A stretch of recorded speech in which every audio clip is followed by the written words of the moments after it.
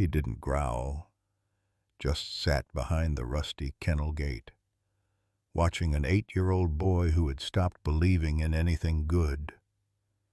Mason Armstrong stood motionless at the end of the shelter's last row, ignoring the yapping and jumping of the other dogs.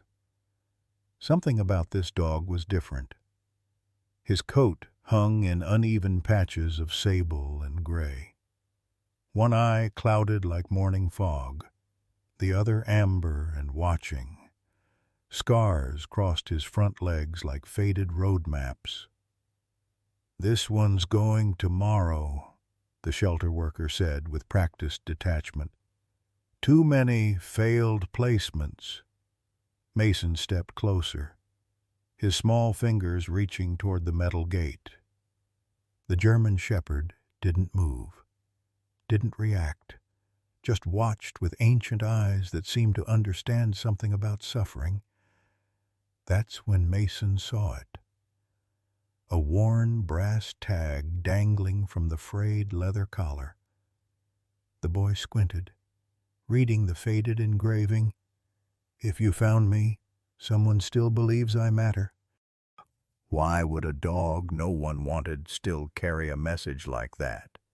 And why was this silent boy the only one who seemed to care? Leave a like and share your thoughts in the comments, along with the city you're watching from now.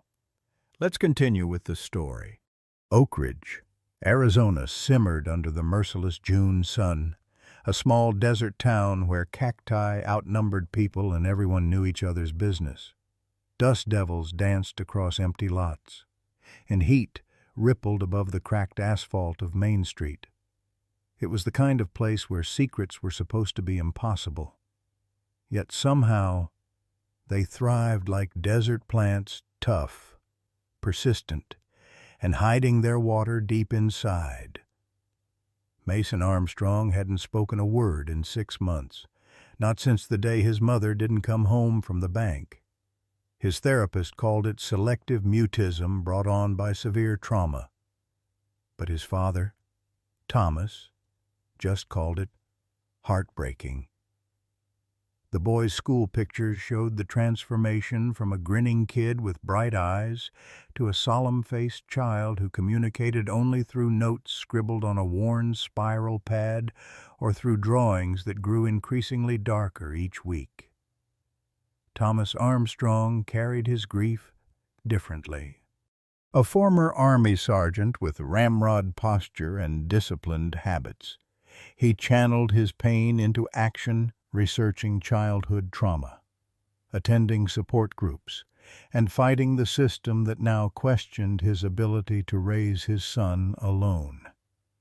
The custody hearing loomed just 30 days away, a fact that kept him awake most nights, staring at the ceiling fan's endless rotation. The dog, known simply as Ranger on his intake forms, had once been something special.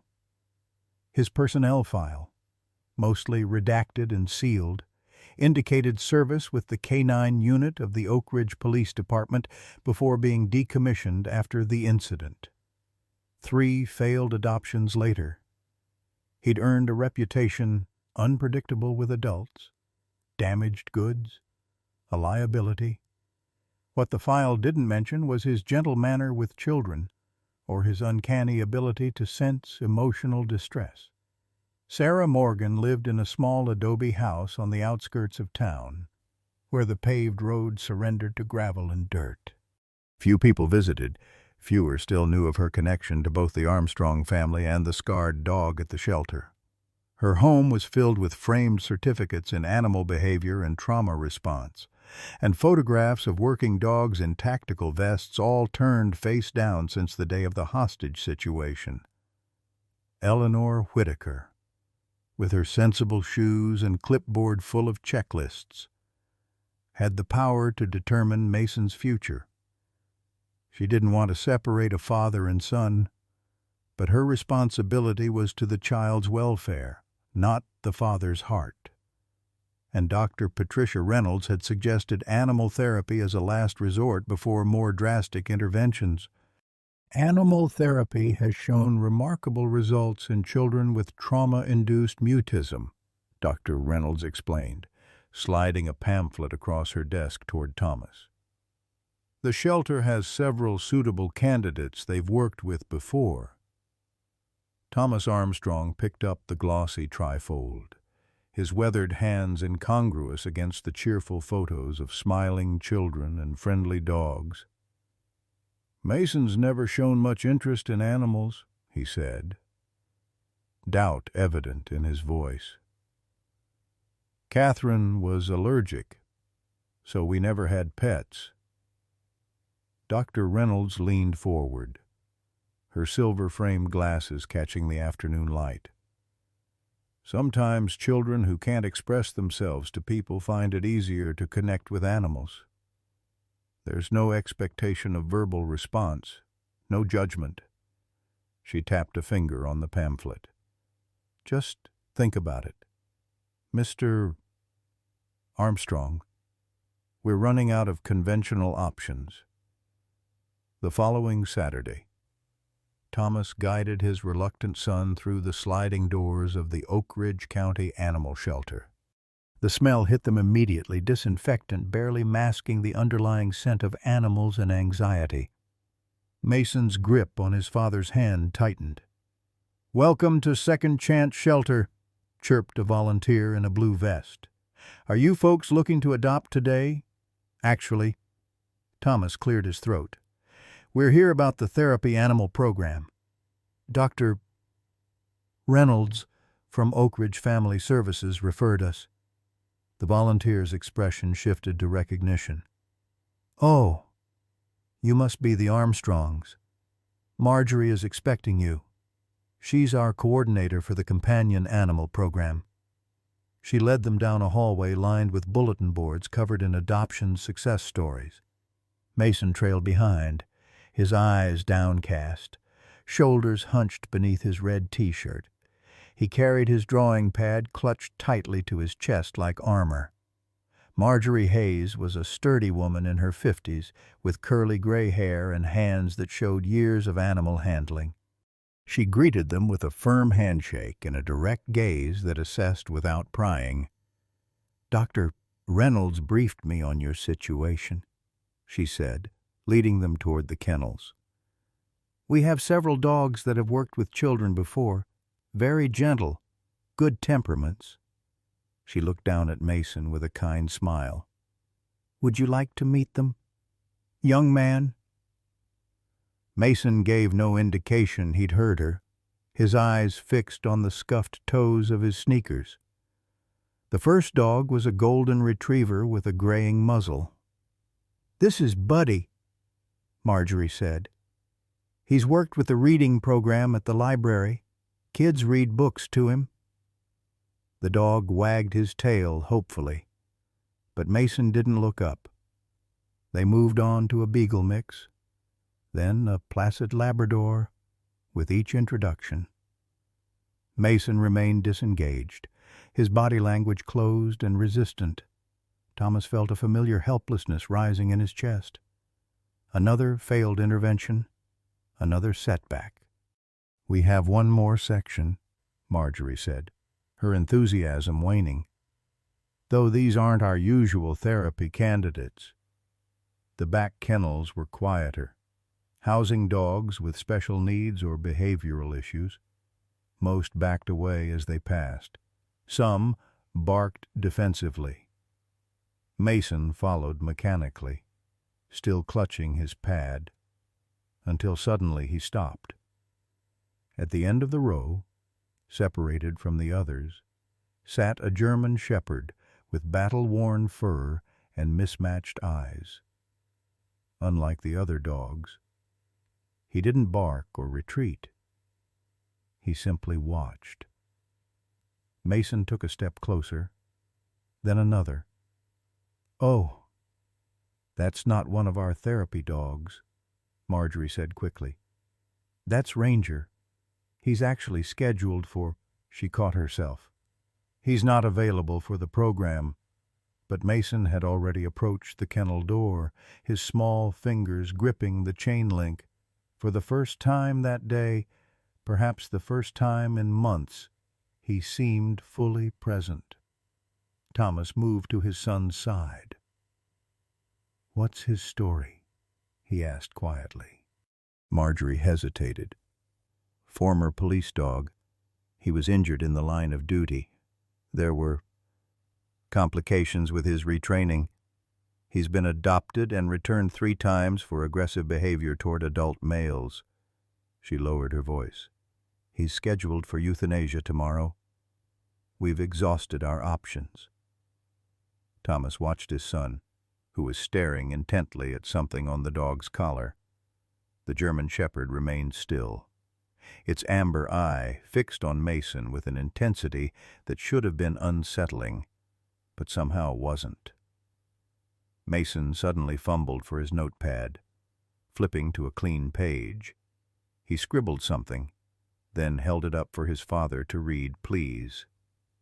It was the first unprompted communication he'd initiated in weeks. "Mason, buddy, this isn't the kind of dog we came for." Thomas explained gently. "He's had some problems with people." Mason wrote again. "He's like me." Thomas felt something twist in his chest. He turned to Marjorie. "Could we maybe spend a few minutes with him in one of your meeting rooms?" Marjorie's expression was troubled. "Mr. Armstrong, I understand your situation, but Ranger has a history of unpredictable behavior. I can't, in good conscience—" "Just 5 minutes," Thomas pressed. "I'll sign whatever waiver you need." 20 minutes and 3 liability forms later. Thomas sat tensely on a bench in the shelter's fenced exercise yard. Mason knelt on the ground before the German Shepherd, who remained as still as a statue, neither approaching nor retreating. "He's unusually calm right now," Marjorie observed from the safety of the gate. "I've never seen him this settled with strangers." Mason slowly extended his hand, palm up. The dog lowered its head and sniffed, then did something that made Marjorie gasp quietly. He lay down, rolling slightly to expose his belly, a gesture of complete vulnerability. "That's unexpected," she murmured, as if moving in a dream. Mason reached out and touched the tag on the dog's collar, turning it over in his small fingers. Thomas saw something flicker in his son's expression, a spark he hadn't seen since before the tragedy. "Mr. Armstrong," Marjorie began hesitantly, "I know this seems like a connection, but I have to be honest, Ranger's history makes him unsuitable for a home with a child." Thomas watched his son's fingers gently stroke the scarred dog's head. "What exactly happened with his previous adoptions?" Marjorie sighed. "He was aggressive toward the male owners, protective of women and children to an extreme degree. The last incident involved growling at a father who was disciplining his son. Nothing came of it, but the family was understandably shaken. Thomas made a decision that would later seem either inspired or incredibly reckless. We'll take him." The drive home was silent except for the occasional click of Ranger's nails on the back seat vinyl. The dog sat perfectly still, not panting or whining, his eyes fixed on the back of Mason's head. Thomas kept glancing in the rearview mirror, questioning his judgment. The stack of behavior warnings and legal waivers on the passenger seat reminded him of the risk he was taking. When they pulled into the driveway of their modest ranch house, Thomas turned to Mason. "Let me go in first with him." "Okay. We need to introduce him to the house slowly." Mason nodded, the barest acknowledgement. Once inside, Thomas expected the dog to explore, to sniff the perimeters as dogs typically do in new environments. Instead, Ranger moved with methodical precision, room to room, like he was conducting a security sweep. In Mason's bedroom, he paused at the bookshelf, sniffing a framed photograph of Catherine Armstrong, her smile bright against a background of desert wildflowers. Thomas felt his throat tighten. That picture had been taken 3 weeks before the bank robbery, before everything changed. When he looked up, Ranger had settled at the foot of Mason's bed, his head resting on his paws, gaze unwavering. It was as though he'd been there all along, waiting. Mason stood in the doorway, something almost like peace on his face. He wrote on his pad and showed his father. "He knows." "Knows what, buddy?" Thomas asked. Mason didn't write an answer. Instead, he sat beside the dog and placed a small hand on his scarred head. For the first time in 6 months, Thomas saw his son's shoulders relax. A week passed, marked by small changes in the Armstrong household, Ranger's water bowl in the kitchen, a worn tennis ball appearing in the backyard, Mason's bedroom door, once perpetually closed, now standing ajar to allow the German shepherd's passage. Thomas observed it all with cautious hope, documenting each development in a journal Dr. Reynolds had suggested evidence for the upcoming custody hearing. On Tuesday, Mason drew a picture that wasn't entirely black or red. On Thursday, he finished his dinner without prompting. Small victories that felt monumental after months of regression. But the most significant change came in the pre-dawn hours of Sunday morning. Thomas, awakened by a sound he couldn't identify, crept down the hallway to find Mason's door wide open. Panic seized him until he heard it a whisper so faint he almost missed it. "And then we went to the big canyon. And Mom said we could ride the mules next time." Thomas peered around the doorframe. Mason sat cross-legged on his bed, Ranger's large head resting in his lap. The boy was actually talking in a hushed, rusty voice, telling the dog about a family vacation from 2 years ago. Thomas stood frozen, afraid even his breathing might break the spell. "She wasn't scared of anything," Mason continued, his fingers absently stroking behind Ranger's ear. "Dad said she was brave, but sometimes being brave makes you not careful enough."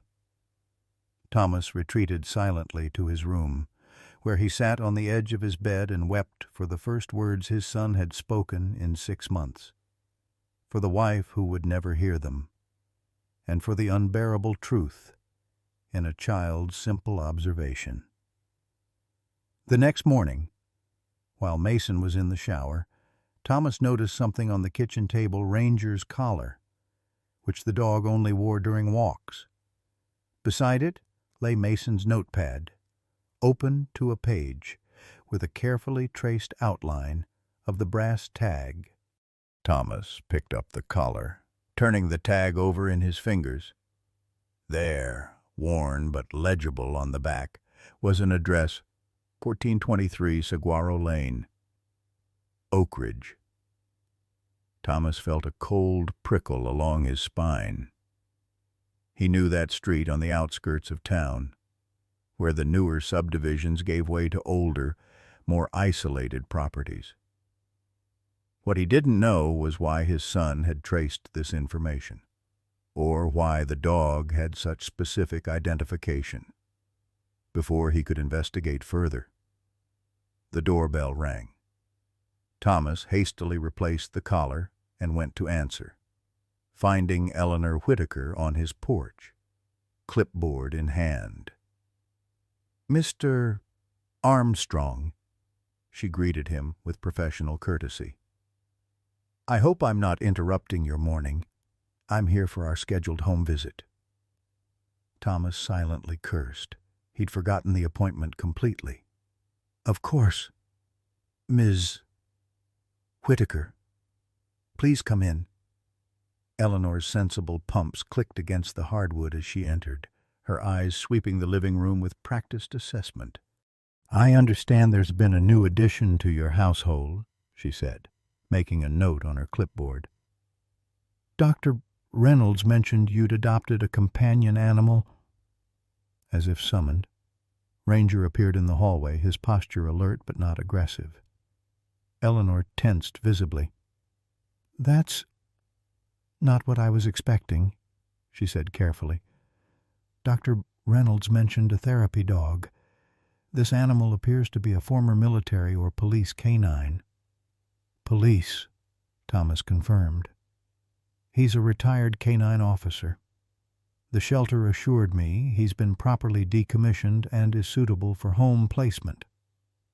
Eleanor's pen hovered over her form. "Mr. Armstrong, I have serious concerns about this choice. German Shepherds, particularly those with service backgrounds, require experienced handling. Given Mason's vulnerability and your current situation, this seems unnecessarily risky." Before Thomas could respond, Mason emerged from the bathroom and hair still damp. He froze at the sight of Eleanor, his body language instantly reverting to the closed, defensive posture Thomas had hoped was improving. "Hello, Mason," Eleanor said, softening her tone. "I'm just having a little chat with your dad. Would you like to show me how you and your new dog are getting along?" Mason's eyes darted between his father and the social worker. He didn't move. "It's okay, buddy," Thomas encouraged. "Ms. Whitaker just needs to see that we're doing all right." With visible reluctance, Mason approached, stopping beside Ranger. The dog shifted almost imperceptibly, positioning himself between the boy and the visitor, not threatening, but clearly protective. Eleanor made another note.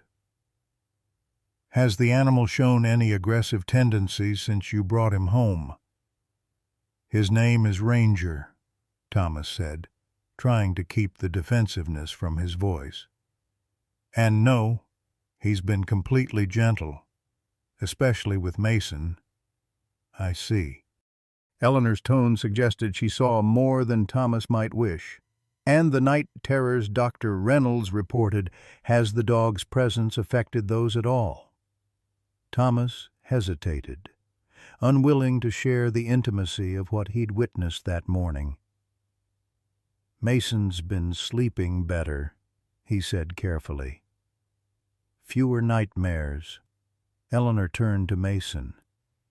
"Would you like to show me your room?" "Mason, I'd love to see where Ranger sleeps." Mason looked at his father, then nodded slightly. As they moved toward the hallway, Thomas noticed Mason's hand drop to rest lightly on Ranger's back, seeking reassurance from the dog's solid presence. The inspection of Mason's room went better than Thomas expected. Eleanor noted the fresh sheets, the organized bookshelf, the drawings tacked to the corkboard, evidence of routine and stability. She asked Mason simple yes or no questions, which he answered with nods or head shakes, Ranger sitting calmly at his feet throughout. It wasn't until they returned to the living room that her demeanor changed. "Mr. Armstrong, could we speak privately for a moment?" In the kitchen, Eleanor kept her voice low. "I'm going to be direct. The court date is 4 weeks away, and I'm concerned about what I'm seeing. While there are some positive signs, introducing a potentially dangerous animal into Mason's environment could be interpreted as reckless endangerment." Thomas felt his chest tighten. "Ranger isn't dangerous. He's helping Mason. I understand you believe that. But the shelter's documentation indicates this dog has been returned multiple times for aggressive behavior. The judge will question your judgment, especially given Mason's trauma. So what are you saying? Eleanor sighed. I'm saying that unless I see significant improvement in Mason's condition, verbal communication, social engagement, reduced anxiety behaviors, I cannot in good conscience recommend full custody remain with you. And frankly, the presence of this particular dog might count against you rather than for you. After Eleanor left, Thomas stood at the kitchen window, watching Mason in the backyard. The boy had taken a piece of paper outside and was showing it to Ranger, a drawing. From what Thomas could see, it was the most animated he'd been in months. Thomas's phone buzzed with a text from Dr. Reynolds. "How did the home visit go?" He typed back. "She doesn't like the dog. Says it could count against me in the hearing." The response came quickly. "Bring Mason and Ranger to my office tomorrow, 3 p.m. I might have an idea." That night, after Mason went to bed, Thomas sat at his computer and typed 1323 Saguaro Lane into a search engine. The property record showed it belonged to a Morgan, purchased 8 years ago. The name meant nothing to him, but a nagging sense of familiarity lingered at the edges of his memory. The next morning, Thomas dropped Mason at school, a difficult daily ritual that usually involved the boy clinging to the car door and panic breathing. Today, however, after Thomas explained that Ranger would be waiting in the car during pickup, Mason managed a tight nod and walked to the entrance without physical resistance. It was a small step, but significant enough that Ms. Abernathy, Mason's teacher, noticed and gave Thomas a thumbs up from the doorway. Instead of heading to work, Thomas drove toward the outskirts of town. He needed to see this address, to understand why it was engraved on his son's dog's tag. Saguaro Lane was a dusty road lined with ocotillo and creosote bushes. The houses set far back from the street.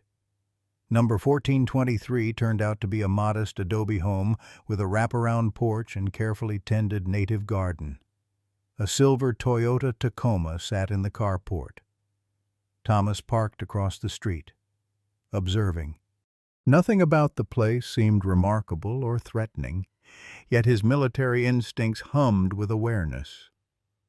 As he watched, the front door opened, and a woman emerged, tall, athletic build, auburn hair pulled back in a practical ponytail. She wore hiking boots and khaki pants, and moved with the deliberate efficiency of someone accustomed to physical work. Something about her profile struck him. Thomas squinted, trying to place her. Had he seen her at the school? Around town? The woman suddenly stopped, her posture alerting. She turned, scanning the street until her eyes landed directly on his parked car. Even from this distance, Thomas could feel the intensity of her gaze. She didn't wave or acknowledge him, just stood watching until he felt compelled to drive away. It wasn't until he was halfway back to town that the connection clicked. He'd seen her before in the hallway of the police station, the day he'd identified Catherine's body. She'd been in uniform then, her face grave as she spoke with the chief. Thomas gripped the steering wheel tighter. What was a police officer's connection to the dog who was helping his son? And why did he feel like he was missing something crucial about the entire situation? The fluorescent lights of Dr. Reynolds' office cast everyone in an unflattering pallor. Thomas sat rigidly in a chair designed for comfort but achieving none, while Mason perched on the edge of his seat, one hand buried in Ranger's fur. The dog lay at the boy's feet, alert but calm. "I've been reviewing Mason's file," Dr. Reynolds began, adjusting her reading glasses. "And I've been consulting with colleagues about alternative approaches for children with selective mutism." She shuffled through some papers, then looked directly at Thomas. "There's a program I'd like Mason to try. It's a specialized speech therapy intervention that incorporates animal assistance." Thomas glanced at Mason, who was focused entirely on tracing patterns in Ranger's fur. "You mean, with Ranger, ideally, yes." Dr. Reynolds leaned forward. "Ms. Whitaker shared her concerns with me about your choice of dog, but I see something promising here. Mason is clearly bonded with Ranger, and I believe we can leverage that connection therapeutically. Eleanor thinks the dog will count against me in the custody hearing," Thomas said bluntly. Dr. Reynolds removed her glasses. "Mr. Armstrong, I'm going to be frank with you. The court will be looking at Mason's progress, not just your living arrangements. If Mason begins speaking again, even minimally, it will significantly strengthen your case." She glanced at the dog. "If Ranger is the catalyst for that progress, then his presence becomes an asset, not a liability." Thomas felt a flicker of hope. "So what does this program involve? Twice-weekly sessions with a speech therapist who specializes in trauma recovery. Ranger would be present as a comfort anchor. We'd focus on gradual reintroduction of verbal communication in a safe environment." She smiled at Mason. "What do you think? Mason? Would you be willing to try talking with Ms. Jameson if Ranger could come too?" Mason didn't look up, but his fingers stilled in Ranger's fur. After a long moment, he gave a small nod. "Excellent." Dr. Reynolds made a note. "We'll start tomorrow." As they were leaving, Dr. Reynolds pulled Thomas aside. "There's something else you should know," she said quietly.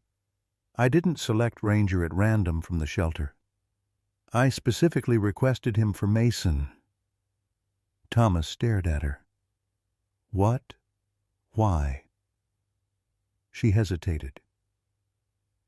"Patient confidentiality prevents me from sharing certain details.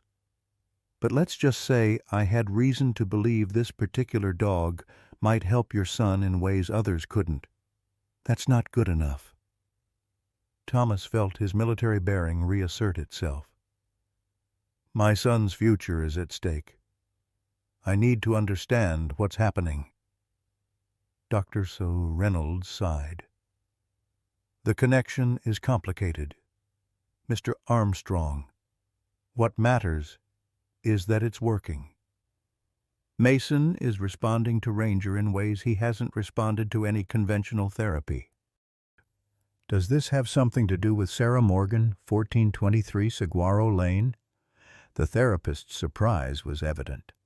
"How do you know that name?" "It's on the back of Ranger's tag. Mason traced it. I drove by the house this morning." Dr. Reynolds closed her office door completely. "Mr. Armstrong, I'm stepping into ethically murky waters here, but I believe you deserve some context. Sarah Morgan was the K-9 training officer who worked with Ranger. She was also on scene the day of the bank incident." Thomas felt the floor tilt beneath him. "She was there when Catherine—" "Yes, she was the negotiator who made initial contact with the hostage-taker." The pieces began shifting in Thomas's mind, forming a different picture than the one he'd been carrying for 6 months. "And Ranger, was he there too?" Dr. Reynolds nodded. "He was deployed when the situation escalated. What happened that day? It affected both of them profoundly." Sarah left the force soon after. Ranger was decommissioned when he began showing signs of post-traumatic stress. So you deliberately connected my traumatized son with a traumatized dog from the incident that caused his trauma. Thomas's voice rose. What kind of therapeutic approach is that? An unconventional one, Dr. Reynolds admitted. But sometimes healing happens in unexpected places, with unexpected companions. She met his gaze steadily. Watch your son with that dog, Mr. Armstrong. Really watch them.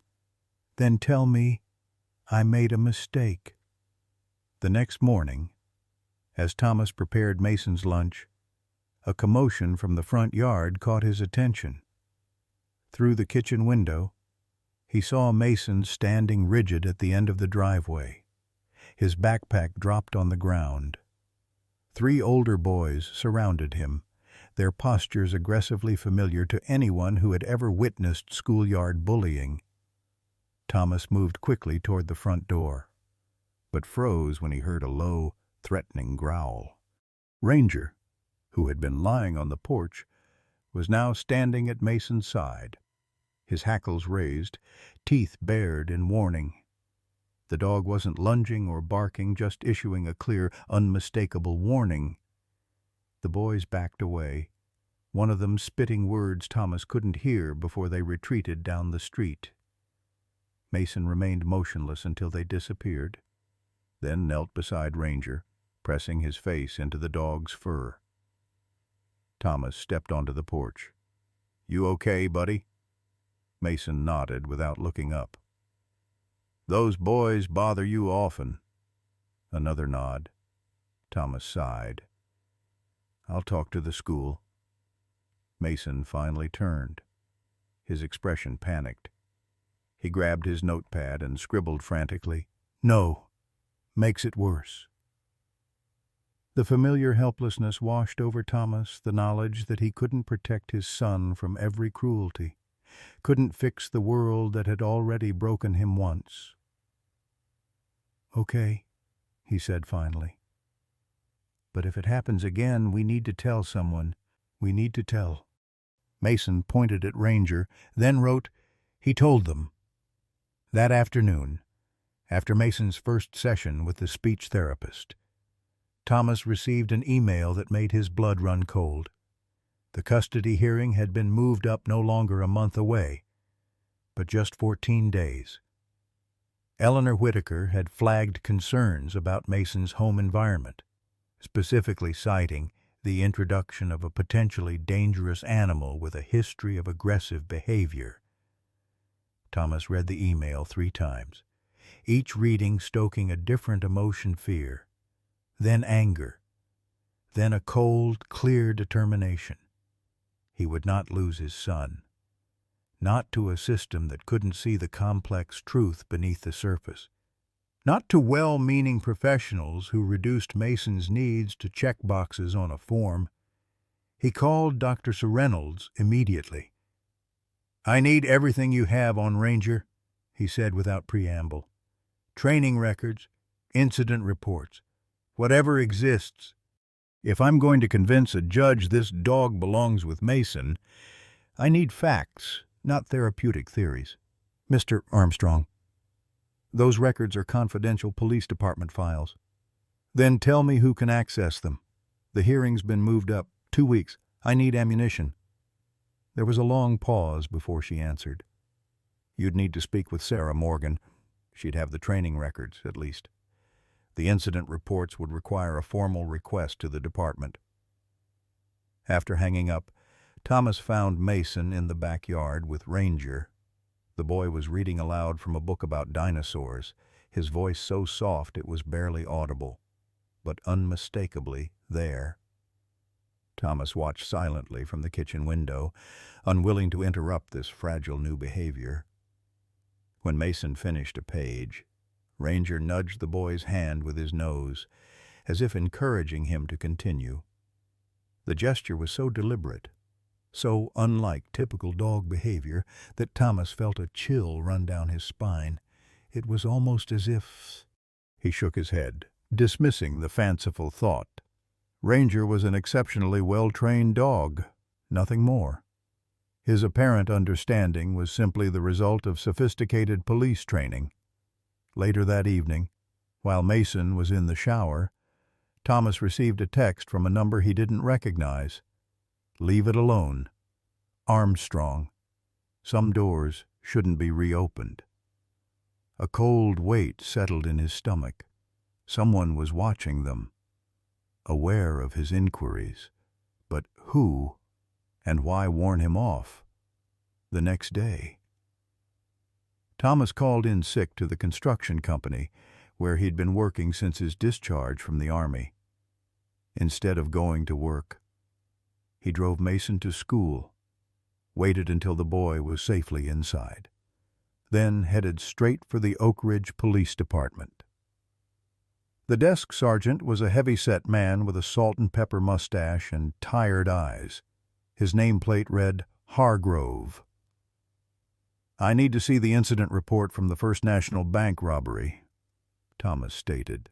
"6 months ago. My wife was one of the victims." Sergeant Hargrove's expression softened with recognition. "Armstrong. Right, I remember. I'm sorry for your loss, sir." "Thank you. The report. You'll need to file a formal request. Public records law. Takes about 10 business days to process." "I don't have 10 days," Thomas said, his frustration evident. "There's a custody hearing for my son in 2 weeks, and I need information from that report." Hargrove leaned forward, lowering his voice. "Look, I can't give you the report without proper channels, but—" He glanced around the quiet lobby. "Chief Dawson was lead on that case. He's in today. Maybe he could answer some questions. Off the record." Chief Michael Dawson was younger than Thomas expected for someone in his position, early 40s, with a runner's build and prematurely gray hair. His office was meticulously organized. Challenge coins from various police divisions displayed on a shelf behind his desk. "Mr. Armstrong," he greeted Thomas with a firm handshake. "Sergeant Hargrove mentioned you're looking for information about the bank incident. May I ask why?" Thomas explained the situation, Mason's silence, Ranger's appearance, the accelerated custody hearing. As he spoke, he noticed Dawson's expression shift from professional courtesy to something more guarded. "That's quite a coincidence," the chief said when Thomas finished. "Ranger ending up with your son." "Was it a coincidence?" Thomas asked directly. "Dr. Reynolds implied it wasn't." Dawson sighed, rubbing his forehead. "That situation was complicated.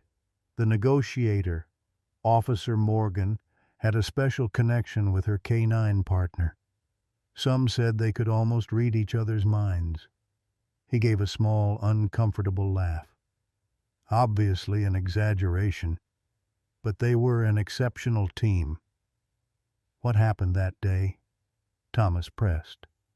"I know my wife died. I know the robber was killed. But I don't know why my son's therapist thinks this specific dog can help him." Dawson was quiet for a long moment. When the situation deteriorated, Officer Morgan was still inside with the hostages. She had removed her tactical gear as a show of good faith during negotiations. When the perpetrator became agitated and threatening, she signaled for entry. Signaled how a code word picked up on her body mic. The tactical team entered with Ranger in the lead. The dog was supposed to subdue the subject, but Dawson hesitated. "But what?" "The perpetrator had a secondary weapon we didn't know about. He fired at the dog. Officer Morgan stepped between them and took a hit to her protective vest.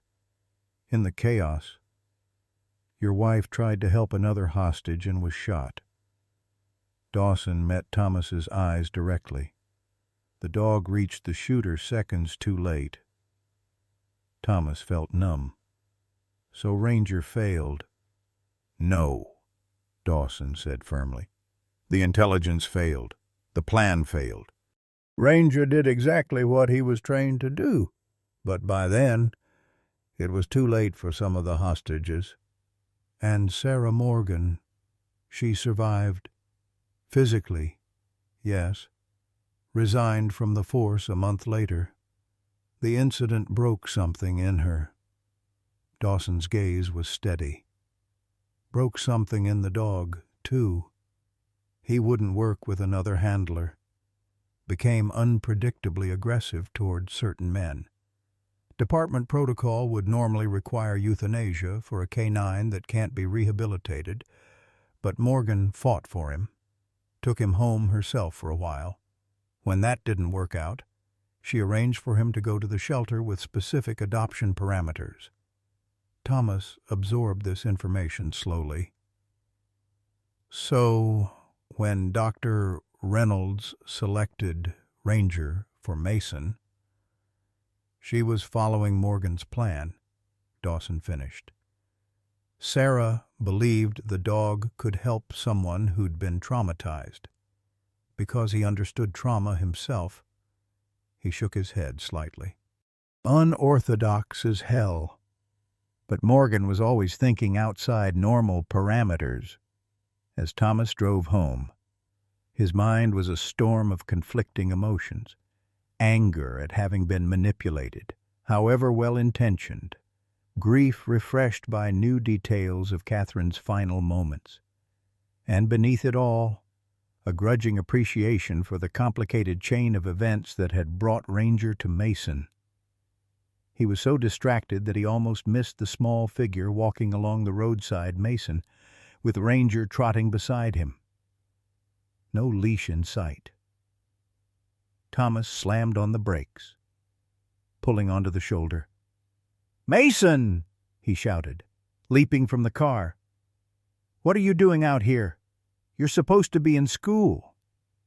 Mason flinched at his father's tone, but stood his ground. Ranger moved slightly in front.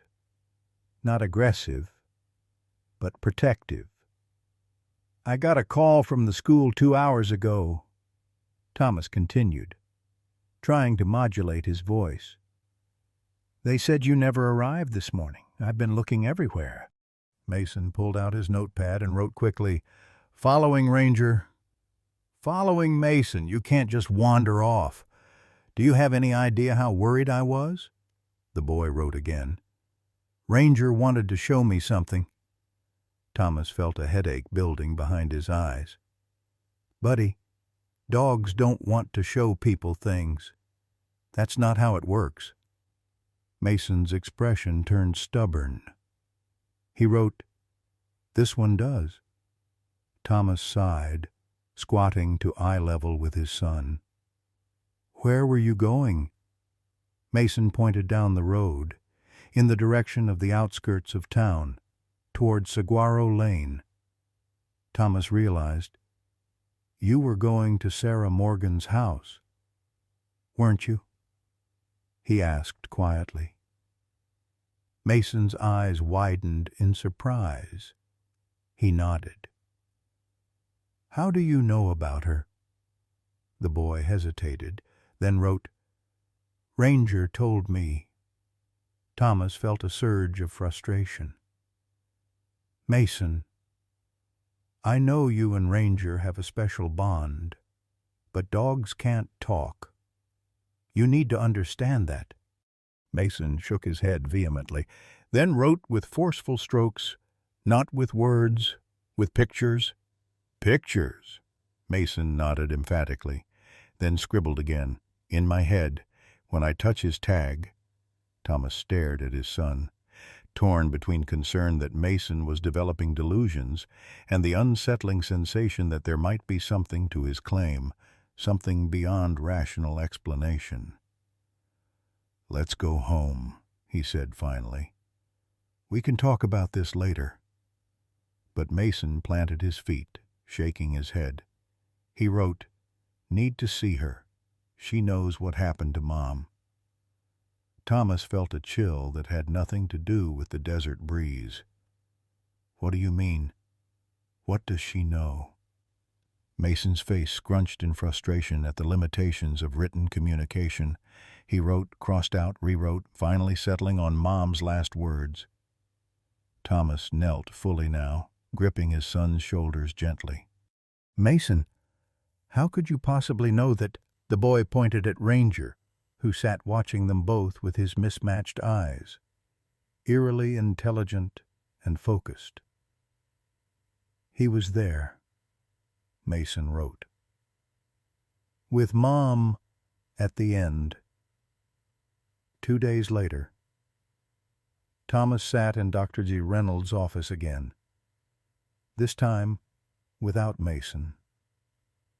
He'd spent the intervening time researching everything he could about the bank robbery, about Sarah Morgan, about Ranger, even about the controversial field of animal-assisted trauma therapy. The picture emerging was complex and, in some ways, more troubling than the simple narrative he'd been living with. "Mason believes Ranger is communicating with him," Thomas said without preamble. "Not just normal dog behavior. He thinks Ranger is showing him things about Catherine's death." Dr. Reynolds' expression remained carefully neutral. "Children often attribute special abilities to animals they bond with. It's a normal psychological mechanism, especially for a child processing trauma." "This is different," Thomas insisted. "He knows details he couldn't possibly know: where Catherine was standing, what the robber was wearing, specific things that weren't in the news reports." "Has Mason started speaking about this?" "No, still writing. But he's drawing, too." Thomas removed a folded paper from his pocket and smoothed it on her desk, a detailed sketch of the bank's interior, with X marks indicating positions of people. "This is accurate. Dr. Reynolds. I verified it against the floor plan in the newspaper archives. Mason's never been in that bank." The therapist studied the drawing. "This is unusual," she admitted. "But there could be explanations. Perhaps he overheard conversations between you and investigators. Children absorb more than we realize. I never discussed these details with anyone in Mason's presence," Thomas said firmly. "And this," he pointed to a symbol near one X. "This is the insignia from Sarah Morgan's tactical vest. Mason couldn't have known that." Dr. Reynolds removed her glasses, pinching the bridge of her nose. "What are you suggesting, Mr. Armstrong?" "I don't know," he admitted. "But I think we need to talk to Sarah Morgan. Mason was trying to find her when I caught him skipping school. He's convinced she has answers about Catherine's last moments." "Even if that were true, do you really want Mason to have those details? Some things might be too painful." Thomas leaned forward. "My son hasn't spoken for 6 months. He's drawn nothing but black scribbles and images of death. Now he's communicating, drawing, even reading aloud to a dog. If visiting Sarah Morgan might help him process what happened, I'll take him there myself." Dr. Reynolds considered this. "I'll reach out to her," she said finally. "But I should warn you, Sarah's been through her own trauma. She may not welcome reopening these wounds." Whoa.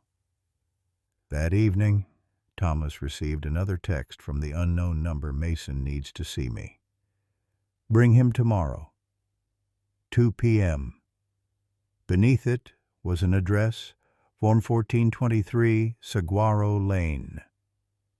The next morning, Eleanor Whitaker made an unannounced visit to the Armstrong home. Thomas had just returned from dropping Mason at school and was reviewing documents for the custody hearing when the doorbell rang. "Mr. Armstrong," She greeted him with professional detachment. "I hope this isn't an inconvenient time."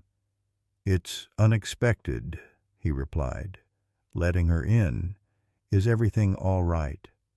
"That's what I'm here to determine." She glanced around. "Is the dog secured?"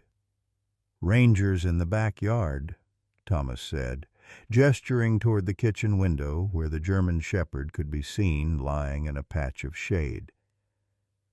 "What's this about Ms. Whitaker?" She set her clipboard on the coffee table. "I've received a report that Mason was found wandering unsupervised yesterday, several miles from home, with the dog unleashed." Thomas felt a flash of anger. "He left school without permission. I found him and brought him home immediately. It was a one-time incident. Nevertheless, it raises concerns about supervision." She made a note. "Additionally, Mason's teacher reports that while he seems calmer in general, he's developed some unusual behaviors, drawing detailed scenes of violent events, writing stories about a dog with special powers. He's processing trauma," Thomas said, trying to keep his voice level. "Dr. Reynolds says that's normal and even healthy." Eleanor looked up. "There's healthy processing, and then there's fantasy dissociation. I'm concerned Mason may be using this dog as an unhealthy psychological crutch, possibly even developing delusional thinking." "That's ridiculous," Thomas snapped. "Mason is making progress. He's communicating more. His nightmares have decreased. Ranger is helping him." "Or enabling a retreat from reality," Eleanor countered. "Mr. Armstrong, I understand your desire to see improvement, but I need to consider Mason's long-term psychological welfare." As they argued, Thomas noticed movement in the yard. Ranger had risen to his feet and was staring intently at the side gate, ears forward, body alert. A moment later, the dog slipped through the doggy door into the kitchen, moving swiftly toward the front of the house. Eleanor tensed as Ranger entered the living room, but the dog didn't approach her. Instead, he went straight to the window, looking out with focused intensity. "What's he doing?" she asked warily. Before Thomas could answer, the sound of approaching sirens filled the air. Ranger let out a low whine, pawing at the front door. Thomas's phone rang. The school. "Mr. Armstrong?" The principal's voice was tense. "There's been an incident. Mason had some kind of panic attack during math class. He became extremely agitated, then collapsed. The paramedics are taking him to Oak Ridge Memorial now." Thomas felt the world narrow to a tunnel. "I'm on my way." As he grabbed his keys, he noticed Eleanor's stunned expression. "The dog knew," she whispered. "Before the phone rang, he knew something was wrong with Mason." Thomas didn't have time to process the implications. "I have to go. Lock up when you leave."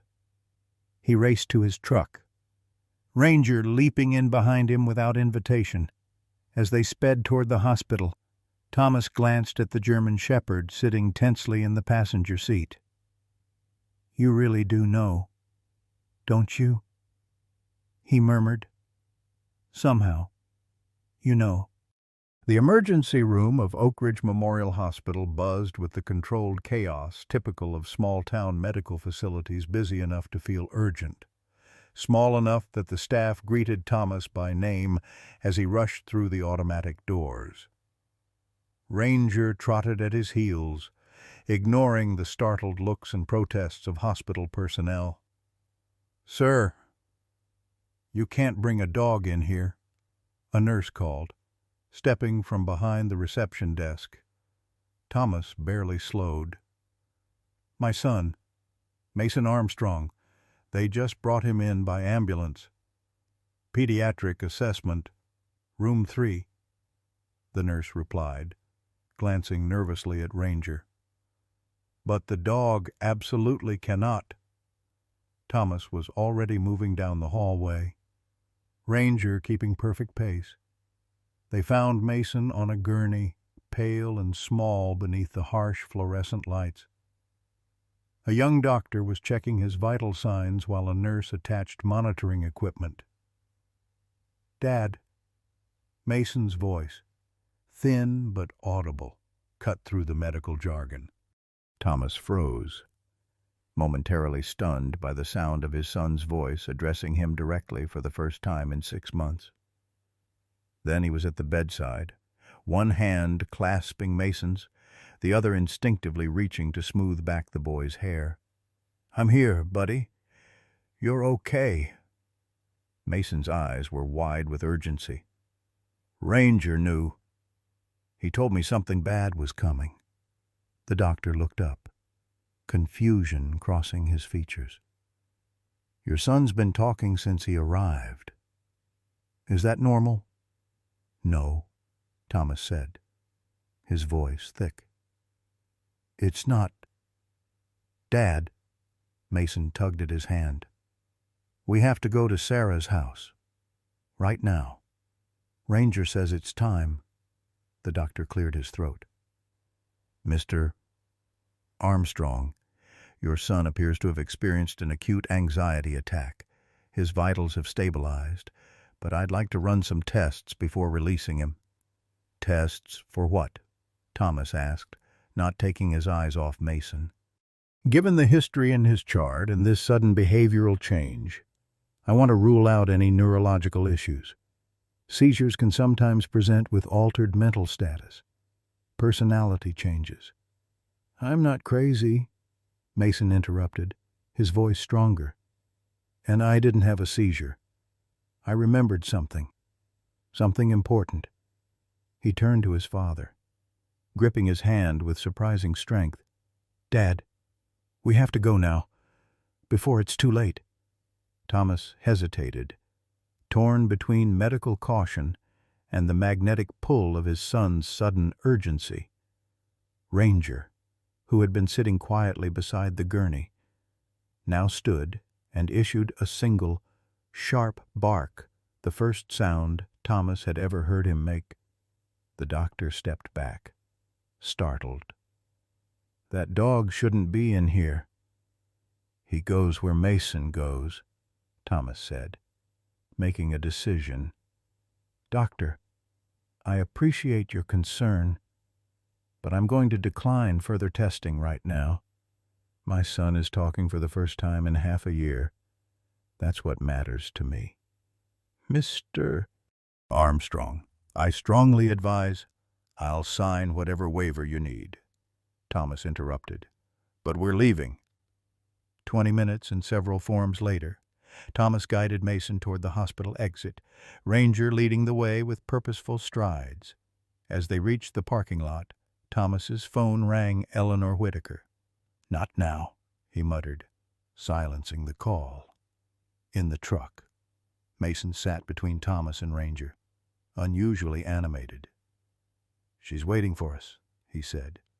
"She's been waiting a long time." "Sarah Morgan?" Thomas asked, pulling onto the main road. Mason nodded. "She knows what Ranger's been showing me. She has the missing pieces." Thomas glanced at his son. "Mason, what exactly has Ranger been showing you?" The boy's expression grew somber. "Mom's last day. Bits and pieces, like a movie that keeps skipping." He pressed his fingers to his temples. "It's hard to explain. When I touch his tag, I see flashes. The bank, the man with the gun, Mom helping the old lady hide." Thomas gripped the steering wheel tighter. "Mason, dogs can't share memories. That's not possible."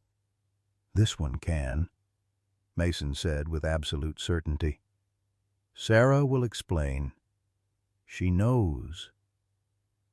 They drove in silence after that, following the familiar route toward the outskirts of town. As they turned onto Saguaro Lane, Thomas noticed Mason's breathing quicken. "You okay, buddy?" Mason nodded, but his fingers were twisted in Ranger's fur, knuckles white with tension. The house looked different in daylight, warmer, less mysterious.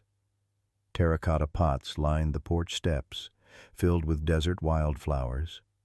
Wind chimes made from copper pipes and beach glass hung from the porch roof, creating gentle music in the afternoon breeze.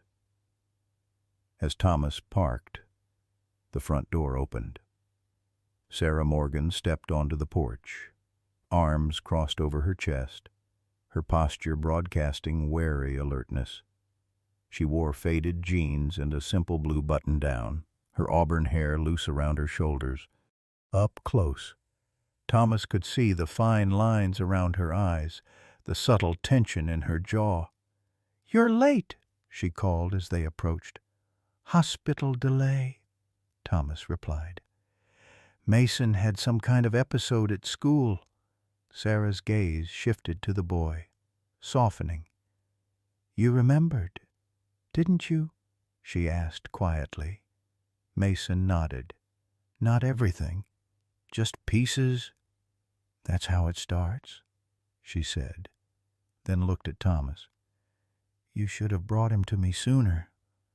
"I didn't know who you were until yesterday," Thomas countered, "and I'm still not clear on what's happening here." Sarah sighed. "Come inside. This isn't a conversation for the front yard." The interior of the house was sparsely furnished but comfortable leather sofa, woven rugs over tile floors, bookshelves lined with volumes on animal behavior and psychology. One wall was covered with framed photographs of working dogs in various settings: search and rescue, police work, military deployment.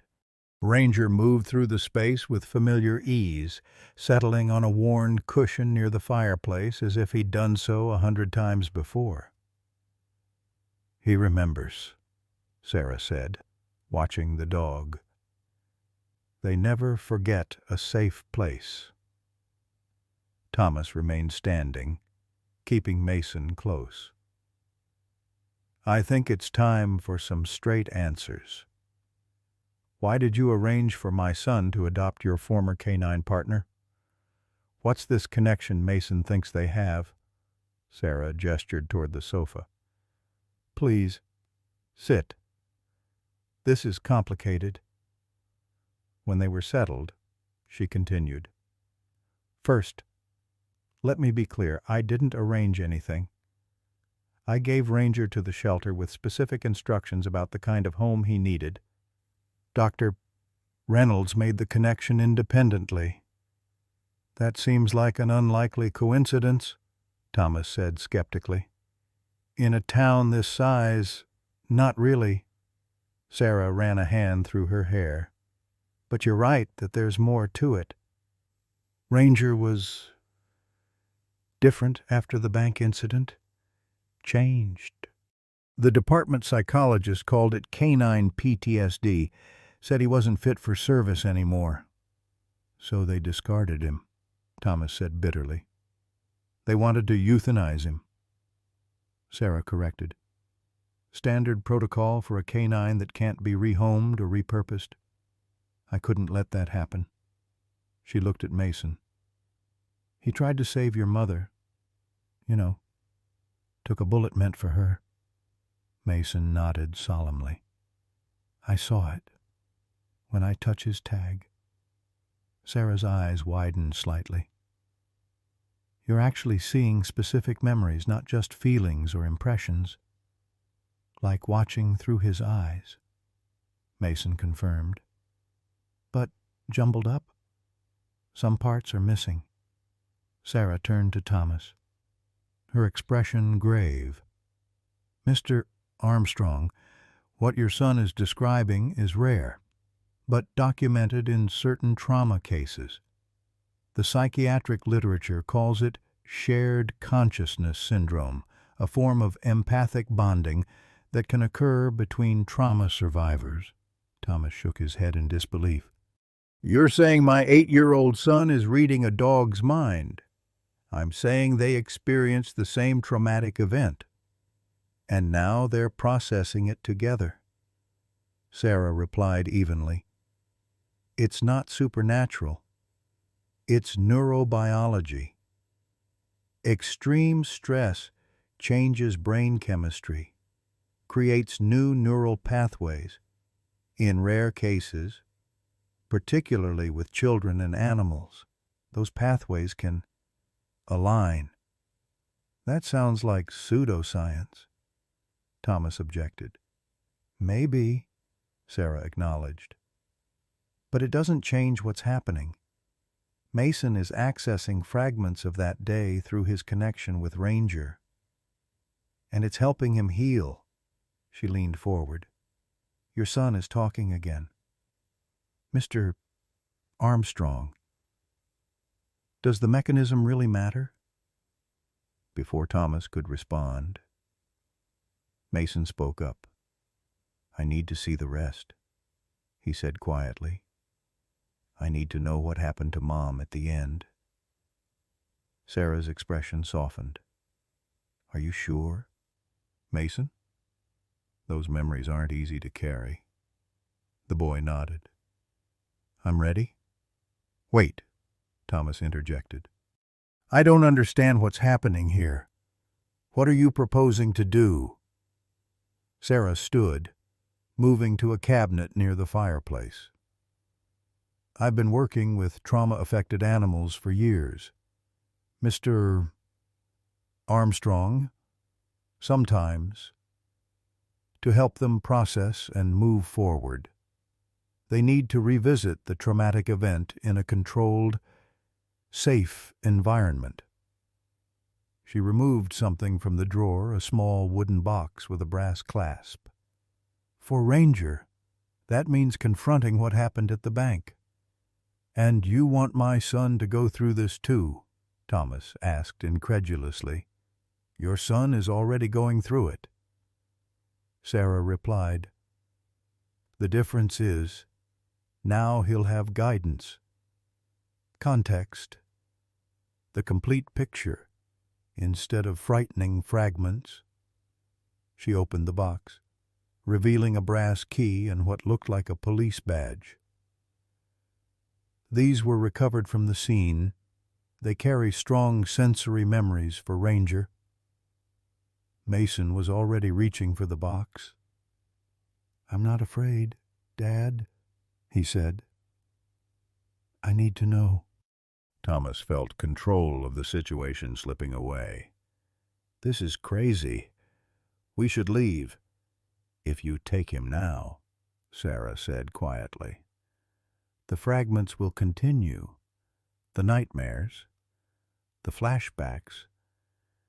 He'll never have the whole truth. She met Thomas's gaze directly. Don't you want him to heal? Not at the cost of more trauma, Thomas countered. Dad, Mason's voice was steady. I'm already remembering. It's happening whether you want it to or not. But it's all mixed up and scary. He took his father's hand. Please. I need to understand what happened to Mom. Thomas looked at his son, really looked at him for the first time in months. The perpetual fear in Mason's eyes had been replaced by something else. Determination. Purpose. He was no longer the shell-shocked child who communicated only through scribbled notes and black drawings. Okay, Thomas said finally. But I'm staying right beside you. Sarah nodded. That's exactly where you should be.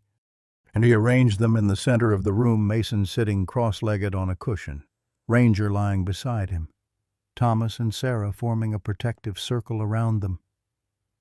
Close your eyes, Mason, Sarah instructed gently. Place one hand on Ranger's head, near his ear. Hold this in your other hand. She placed the brass key in his palm, Catherine's office key. Thomas realized with a jolt. Now, breathe deeply and tell me what you see. Mason's breathing slowed, his face relaxing into an expression of deep concentration. After several moments, he began to speak haltingly at first, then with growing confidence. The bank is crowded. Ranger is in the police car, watching through the window. He's waiting for Sarah's command. Mason's brow furrowed. Now he's running into the bank. People are screaming. The bad man has a gun pointed at a lady with a baby.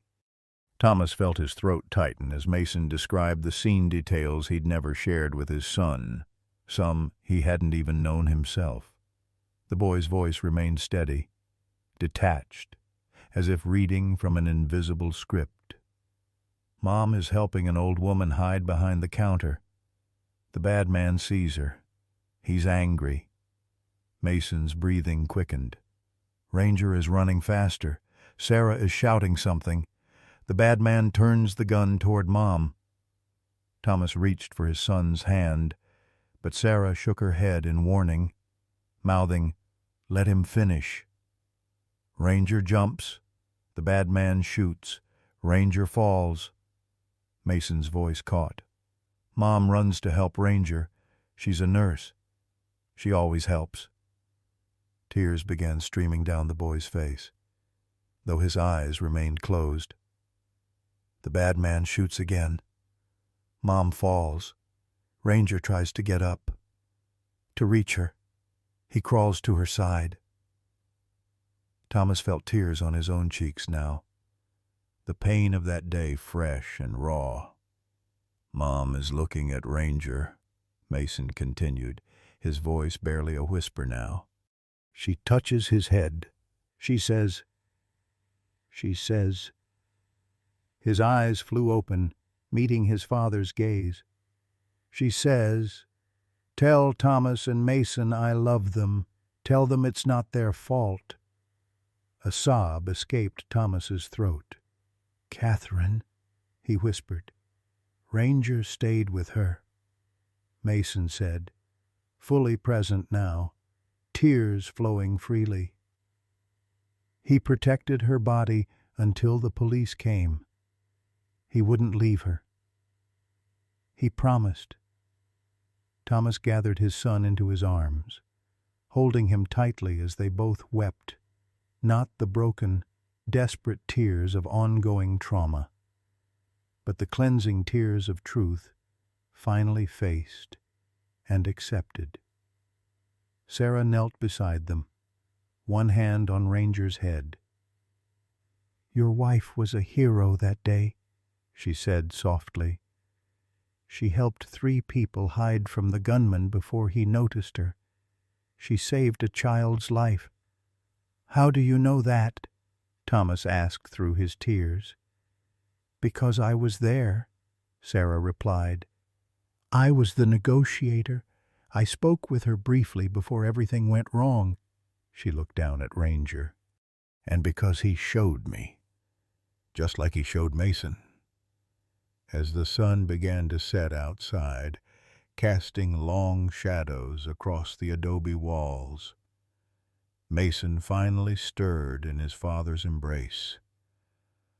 "We need to go home now," he said with quiet certainty. "But we'll come back." "Why?" Thomas asked, still trying to process everything that had happened. Mason looked up at him, his eyes clear and focused. "Because Sarah and Ranger are part of our story now, and we're part of theirs." As they walked toward the truck, Mason suddenly broke away, running back to Sarah, who stood watching from the porch. He hugged her tightly around the waist. "Thank you for saving Ranger," he said, "and for helping him find me." Sarah knelt to Mason's level, her composure finally breaking as she returned his embrace. "Thank you for hearing him," she whispered, "when no one else could."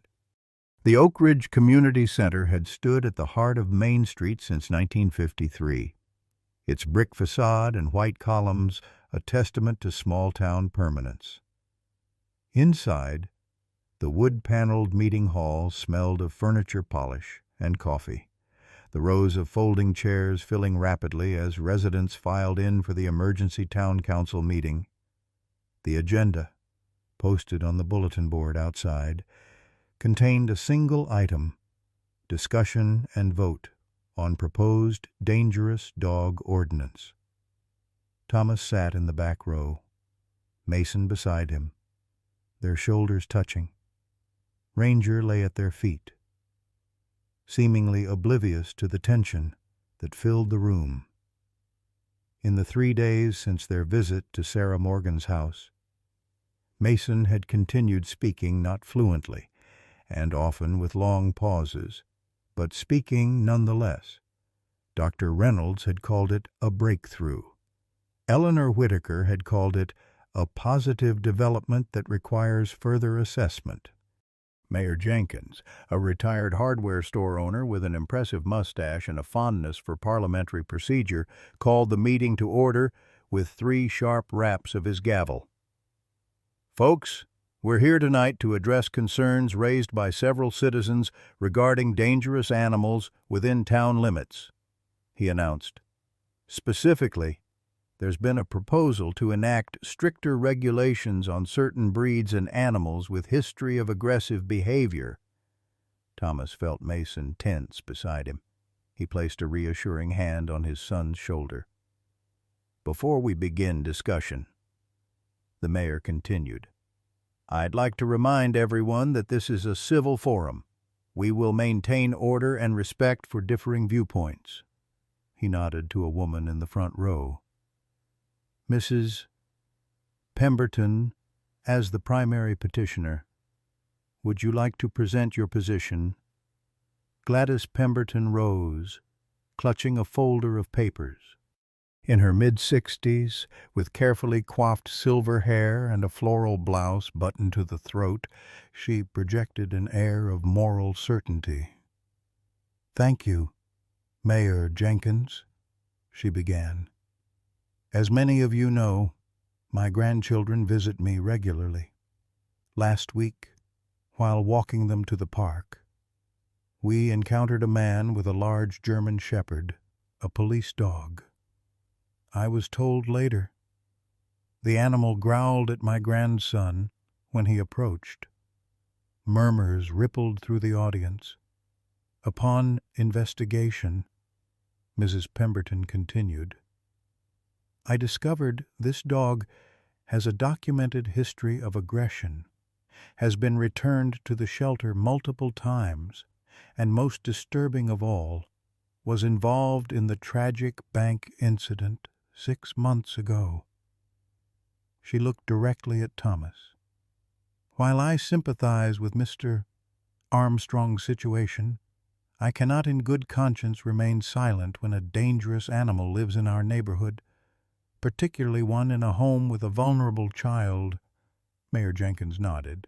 "Thank you, Mrs. Pemberton. The proposed ordinance would require special licensing for any dog over 50 pounds, muzzles in public spaces for breeds designated as potentially dangerous, and immediate removal of any animal with a documented bite history, or that has been classified as aggressive by animal control or law enforcement. He scanned the room. Would anyone like to speak in opposition to the proposal? Thomas stood, feeling dozens of eyes turned toward him. Public speaking had never been his strength, but he forced himself to meet the stares directly. "My name is Thomas Armstrong," he began.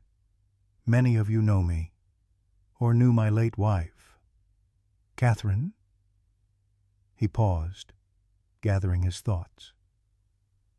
"The dog Mrs. Pemberton is concerned about is named Ranger. He's a retired police K-9 who has formed a remarkable bond with my son, Mason. He glanced down at Mason, who sat rigid in his chair, eyes fixed on Ranger. 6 months ago, my family was shattered. My wife was killed. My son stopped speaking entirely. Nothing helped, not therapy, not medication, not time. Thomas's voice threatened to break, but he steadied it. Then Ranger came into our lives in just a few weeks. My son has started speaking again. His nightmares have decreased. He's drawing something besides darkness. Mrs. Pemberton cleared her throat. While that's certainly touching, Mr. Armstrong, it doesn't address the safety concern. The animal has a documented history of aggression toward specific triggers in specific situations, Thomas countered. Not toward children, not toward women, not toward people who aren't threatening. Ranger was trained to protect, and that's exactly what he's doing, protecting a traumatized child. The debate continued, neighbors rising to speak on both sides. The Johnsons, whose backyard adjoined the Armstrongs, expressed concern about having a time bomb next door. Mason's teacher, Ms. Abernathy, spoke about the remarkable improvement she'd witnessed in her student. The high school football coach, who'd served in the military, offered a passionate defense of working dogs and their ability to readjust to civilian life. Throughout it all, Ranger remained perfectly still, his only movement the occasional glance at Mason, as if checking that the boy was okay. As the discussion began to circle back on itself, the rear doors of the meeting hall opened. Sarah Morgan entered, dressed in dark jeans and a simple white blouse, her canine trainer's badge clipped to her belt. She moved quietly to a vacant chair in the middle section, her presence causing a ripple of whispers. Few in town had seen the reclusive former officer since she'd left the force. Mayor Jenkins noticed her arrival. Officer Morgan, would you care to address the council, given your expertise with the animal in question? Your perspective would be valuable. Sarah stood, her posture military straight. I'm no longer with the department, Mayor Jenkins, but I appreciate the invitation. She surveyed the room before speaking, her gaze lingering briefly on Thomas and Mason. Ranger was under my training and handling for 4 years. During that time, he participated in 15 successful apprehensions, 6 missing persons searches, and 4 narcotics operations. He received commendations for his service. She paused, letting the information settle. The incident at the bank changed him, as it changed many of us. He witnessed extreme violence. He was injured trying to protect civilians. Her voice remained professional, but Thomas could detect the undercurrent of emotion. In the aftermath, he displayed specific stress responses, not random aggression, but hypervigilance around certain triggers associated with the trauma he experienced. Mrs. Pemberton interjected, "With all due respect, Officer Morgan, that sounds like a fancy way of saying he's unpredictable and dangerous." "On the contrary," Sarah replied evenly. "His responses are entirely predictable to someone who understands canine behavior and trauma. Ranger protects those he perceives as vulnerable.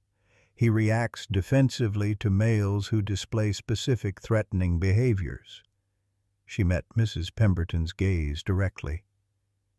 "Your grandson wasn't in danger. If Ranger growled, it was because something in the situation triggered his protective instincts." The debate continued for another 40 minutes, growing increasingly heated. Thomas watched Mason's face cloud with anxiety as the arguments flew back and forth, just as Mayor Jenkins was preparing to call for a vote. Mason suddenly stood. "I want to say something," he said, his voice small but clear in the momentary silence.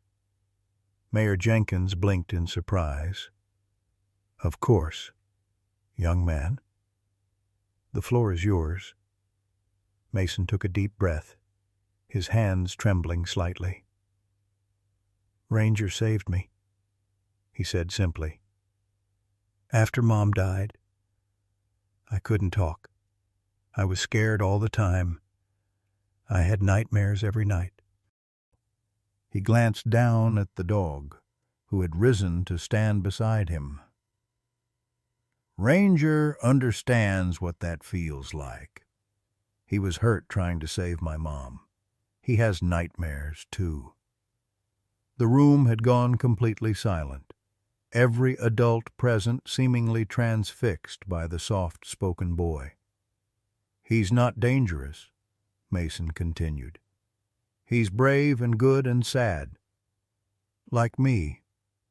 His voice quavered but didn't break. "Please don't take him away. He's the only one who understands." As Mason returned to his seat, Thomas felt a fierce pride mingled with heartache. He placed an arm around his son's shoulders, drawing him close.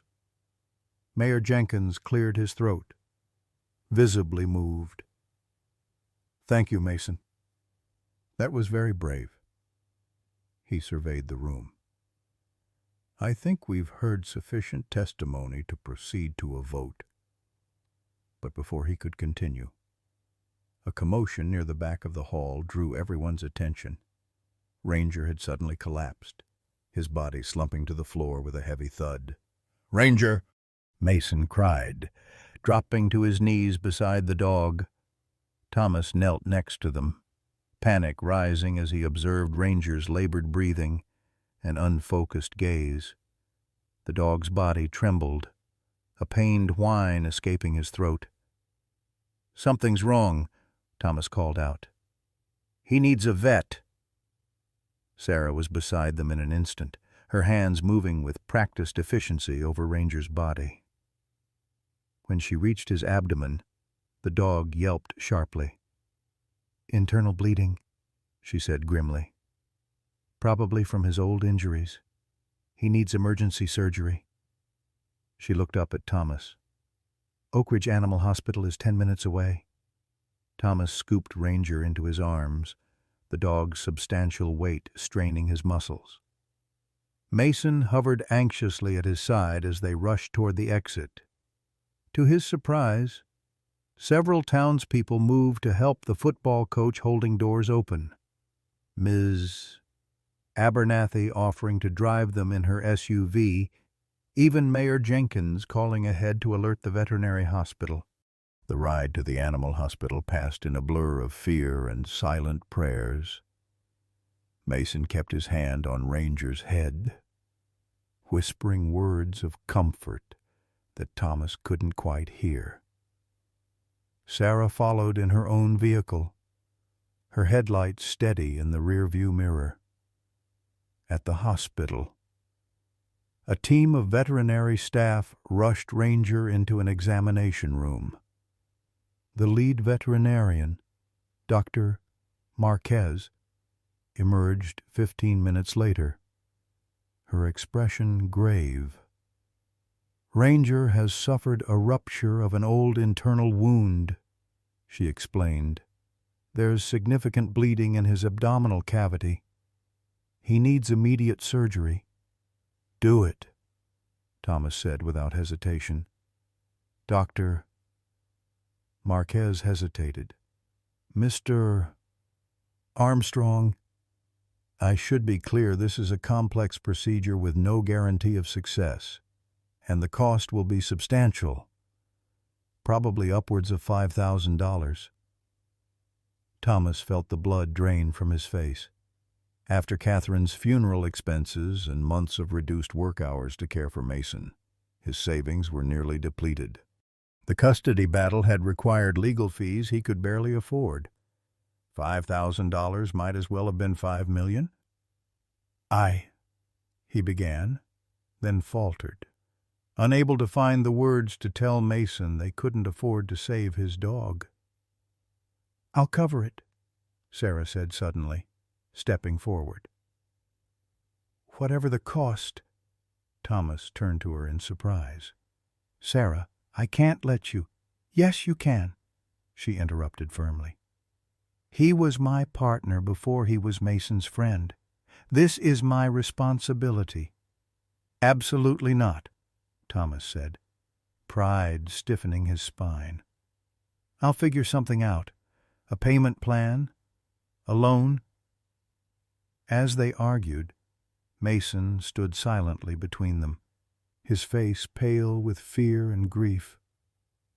Then, without warning, he turned and ran from the waiting room, disappearing down the corridor. "Mason," Thomas called, moving to follow. Sarah caught his arm. "Let me talk to him," she said quietly. "You focus on the paperwork for Ranger's surgery. He doesn't have time for us to debate this." As Sarah went after Mason, Thomas faced Dr. Marquez, the weight of impossible choices pressing down on him. How could he put a price on the animal that had brought his son back from the brink?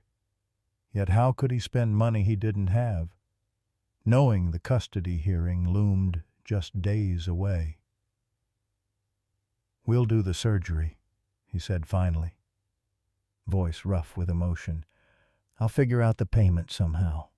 Sarah found Mason huddled in an alcove near the hospital's rear exit, his knees drawn to his chest, tears streaming silently down his face.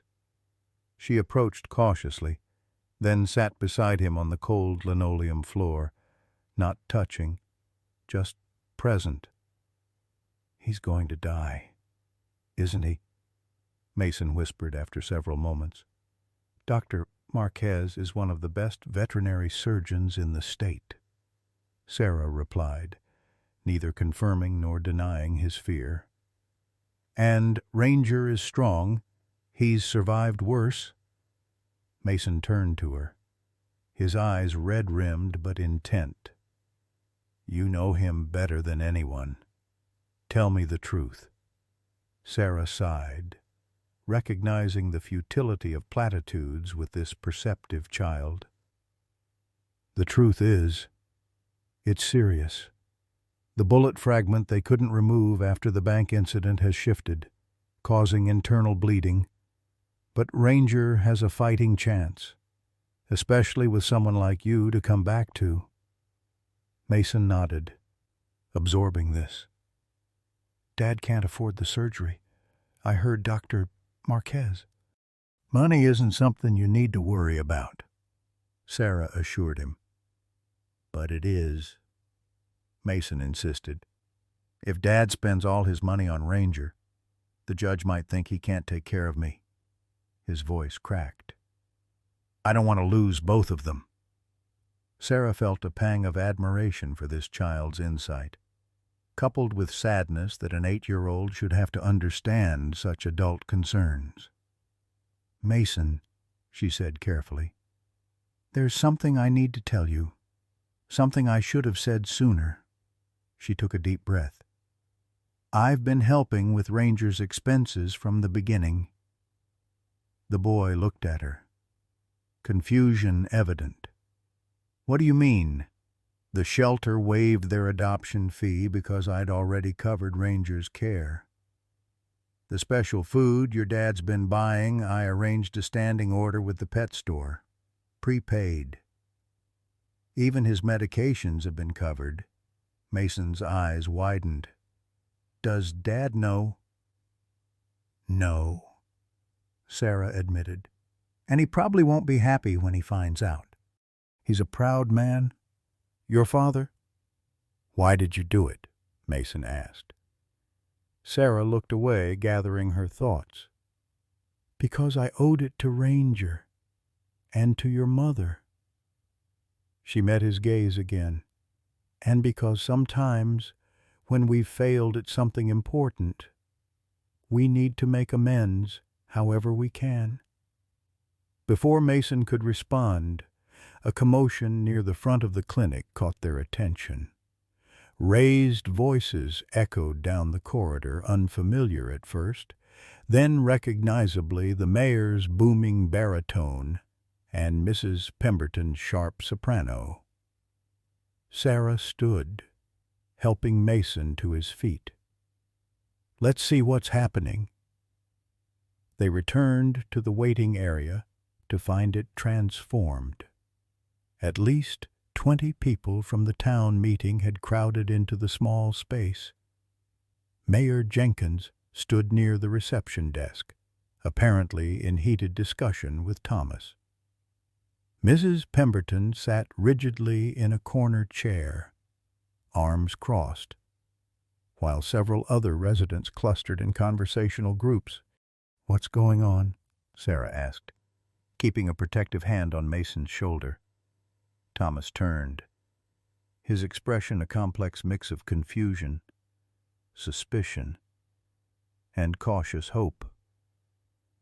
"They're taking up a collection," he said, "for Ranger's surgery." Mayor Jenkins cleared his throat. "Now, Thomas, this isn't charity. It's community support. Big difference." "That's right," added Coach Harmon, the football coach who'd spoken in Ranger's defense. "That dog served this town as a police K-9. Least we can do is help him now." "Ms." Abernathy stepped forward, holding a plastic container already half filled with cash and checks. "Several of Mason's classmates' parents are contributing too. They've been hearing about how Ranger has helped him." Most surprising of all was Mrs. Pemberton, who rose from her chair and approached Thomas directly. "Mr. Armstrong, my position on the safety ordinance remains unchanged," she said primly. "However, my late husband was a veteran who trained with military dogs in Vietnam. He always said a bond between a man and his dog was sacred." She pressed an envelope into Thomas's hand. "This is from my personal account. Not for you, you understand, but for the animal." Thomas stared at the envelope, then at the faces around him, neighbors who'd been arguing passionately against Ranger's presence in their community just an hour earlier, now opening their wallets to save him. "I don't understand," he said quietly. "It's simple." Mayor Jenkins replied, "Nobody in this town wants to be the reason that boy loses his dog." He nodded toward Mason. "We can debate ordinances another day. Right now, that animal needs surgery." While Thomas was still processing this unexpected turn of events, the clinic door swung open again. Eleanor Whitaker entered, looking harried and slightly out of breath. "I came as soon as I heard," she said, moving directly to Mason. "Are you all right?" Mason nodded mutely, leaning slightly into Sarah's side. Eleanor's gaze traveled from Sarah to Thomas, then to the crowd of townspeople. "What's happening here?" "Community fundraiser," Mayor Jenkins answered before Thomas could speak. "For the Armstrong boy's dog." Eleanor raised an eyebrow. "I see." She turned to Thomas. "Mr. Armstrong, might I have a word in private?" Thomas followed her to a quiet corner, bracing himself for another lecture about proper priorities and parental responsibility. "I've been reviewing Mason's case file," Eleanor began, her tone businesslike but not unkind. "And I've spoken at length with Dr. Reynolds about his recent progress." "He's talking again," Thomas said. "That has to count for something."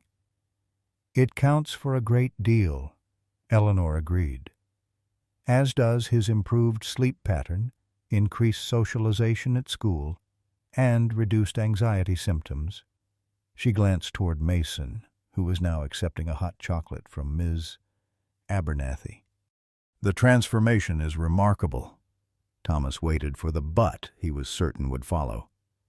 "Mr. Armstrong," Eleanor continued, surprising him with a slight softening of her professional demeanor, "I entered this profession because I believe children deserve advocates who put their welfare above all else.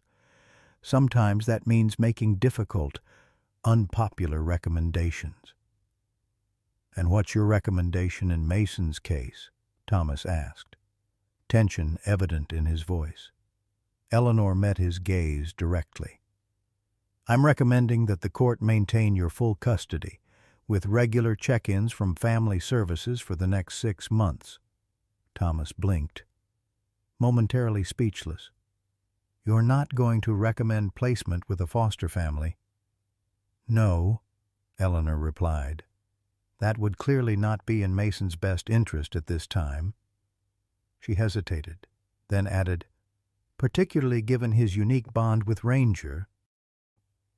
"But you were concerned about the dog," Thomas said, still processing this unexpected support.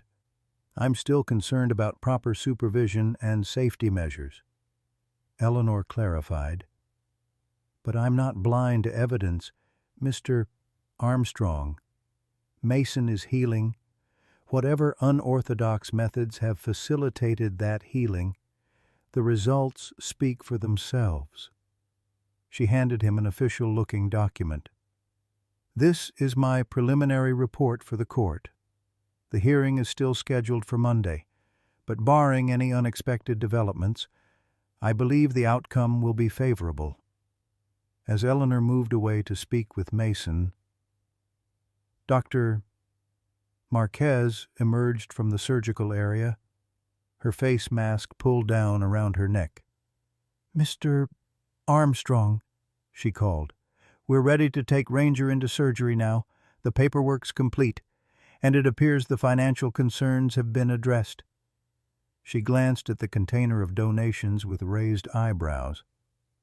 "Can I see him before?" Mason asked, hurrying over. "Doctor—" Marquez hesitated, then nodded.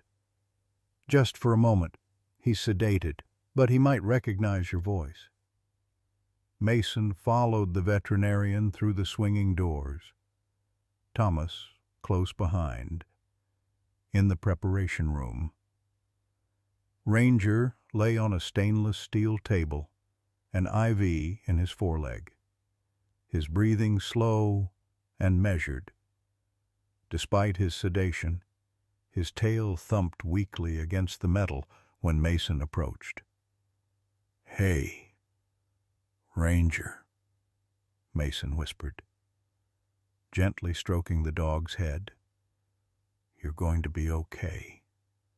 The doctors are going to fix you, and then we'll go home." His voice caught. "You just have to be brave a little longer." Thomas placed a hand on his son's shoulder, his own throat tight with emotion. "He knows you're here, buddy. That'll help him fight." As they returned to the waiting area, Sarah approached, car keys in hand. "They said the surgery will take at least 3 hours. I can drive you both home to rest if you want."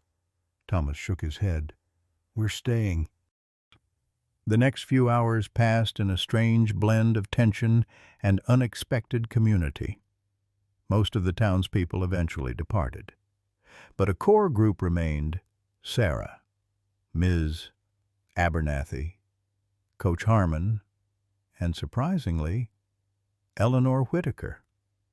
They took turns making coffee runs and bringing sandwiches from the deli across the street. Mason dozed fitfully on a row of chairs, his head resting in Sarah's lap while Thomas paced the small room, checking his watch every few minutes. Just after midnight, Dr. Marquez reappeared, surgical cap still on her head, her expression cautiously optimistic. "He made it through the surgery," she announced to the anxious group. We removed the bullet fragment and repaired the damaged blood vessel. The next 24 hours will be critical. But if he can make it through the night without complications, his prognosis is good. Thomas felt his knees weaken with relief. Mason, jerking awake at the news, let out a small cry of joy. "When can we see him?" the boy asked eagerly. "He'll be in recovery until morning," Doctors Marquez explained. "You should all go home, get some rest. Come back tomorrow around 10. Thomas thanked the doctor, then turned to the small group of supporters. "I don't know what to say," he admitted, "except thank you. All of you." As they gathered their things to leave, Sarah pulled Thomas aside. "There's something we need to discuss," she said quietly. "About Ranger's ongoing care." Thomas tensed, assuming she was about to press the issue of financial assistance again. "Sarah, I appreciate your help, but it's not about money," she interrupted. "It's about the newspaper article." "What newspaper article?" Sarah looked surprised. "You haven't seen it?" "It was published online an hour ago. The Oak Ridge Gazette. Local boy and his healing dog, a community rallies." She pulled up the article on her phone, showing him the headline and a photograph taken at the town meeting, Mason speaking, Ranger at his side, Thomas watching with evident pride. "Someone at the meeting must have contacted the press," Sarah explained.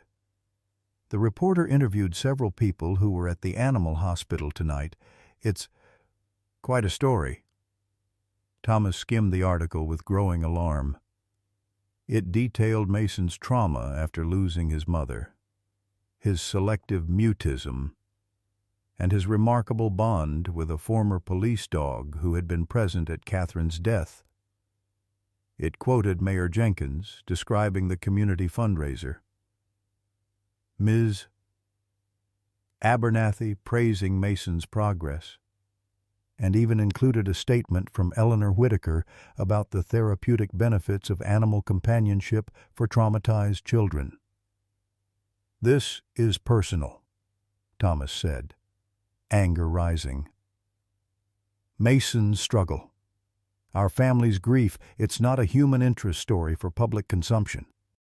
"I understand your frustration," Sarah said, "but there might be an upside to this exposure." "What possible upside?" "Dad," Mason interrupted, tugging at Thomas's sleeve. "Look who's here." Thomas turned to see a woman entering the waiting room. Tall, elegant, with silver-streaked dark hair and the confident bearing of someone accustomed to leadership.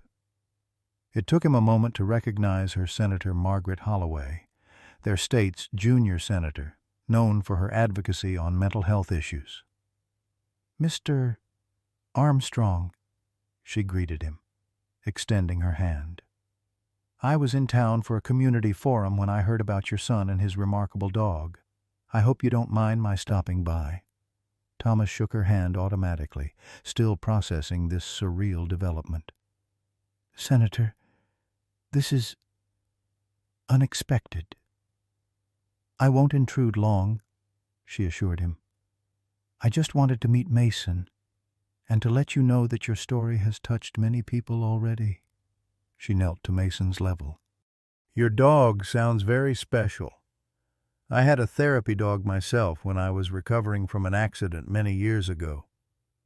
As the senator chatted with Mason, Sarah leaned close to Thomas. "Still think there's no upside to the publicity," she murmured.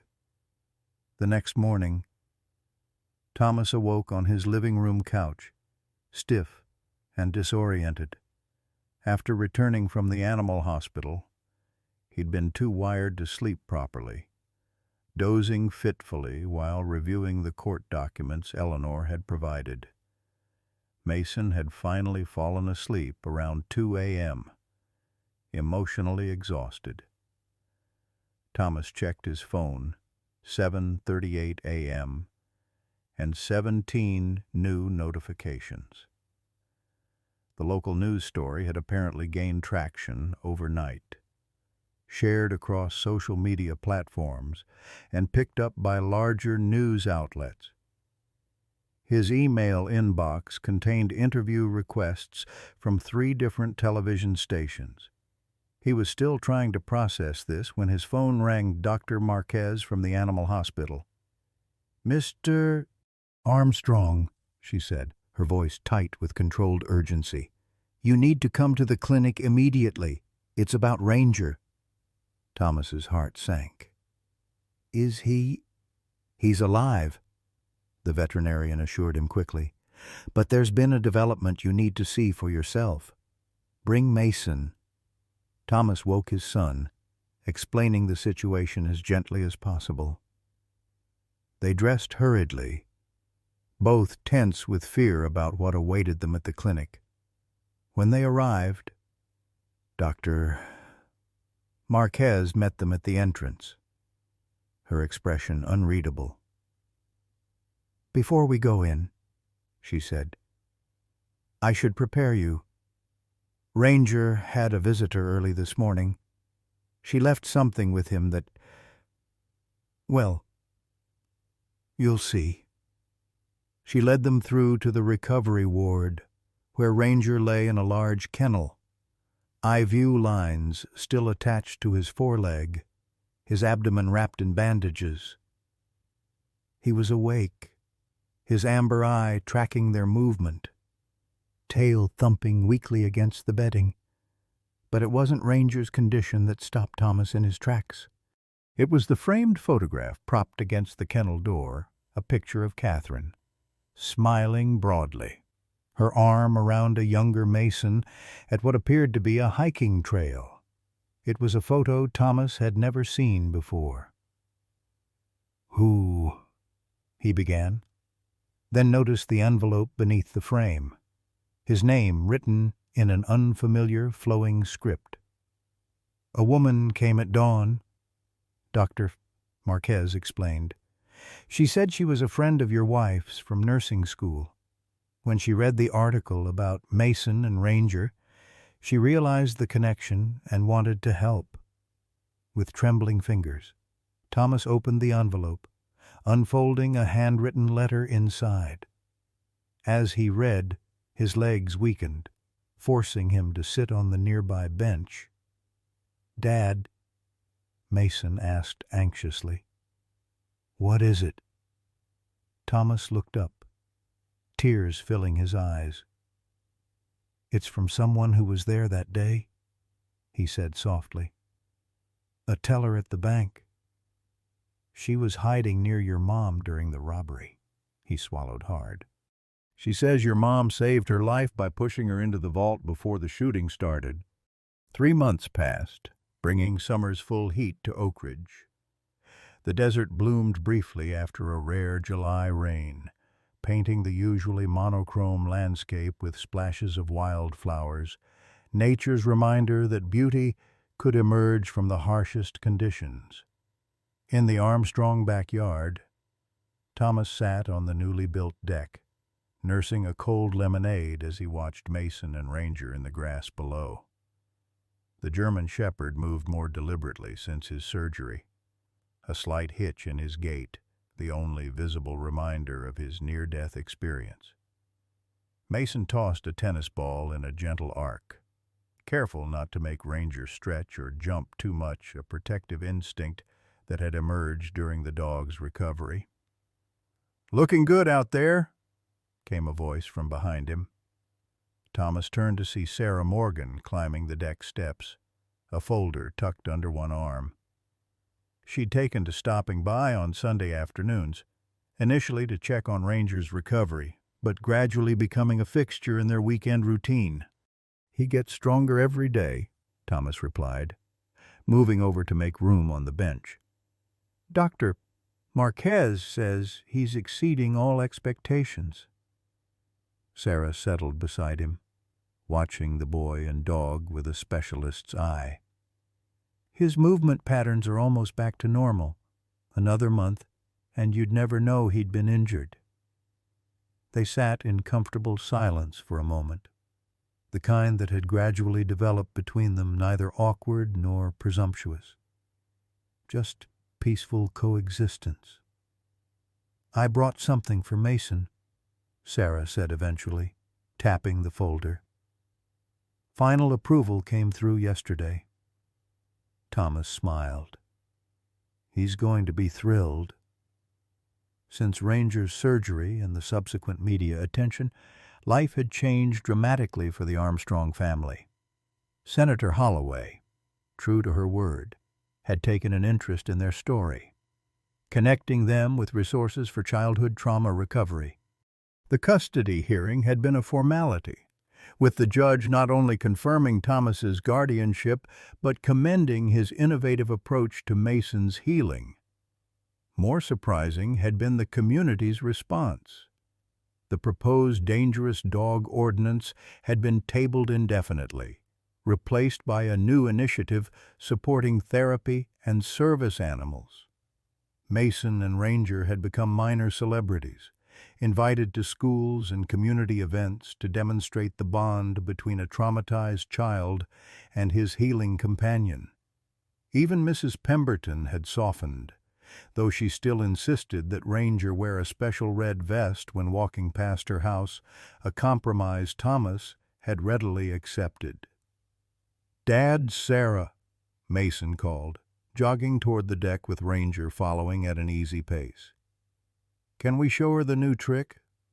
Thomas nodded. "Go for it, buddy." Mason turned to Ranger, making a subtle hand gesture.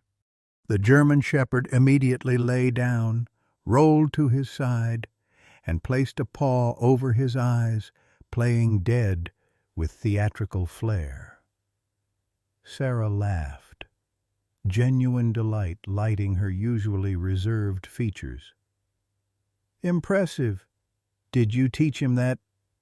"Mason did," Thomas said proudly. "Turns out he has a knack for training. Must be all those hours watching you work with the library dogs."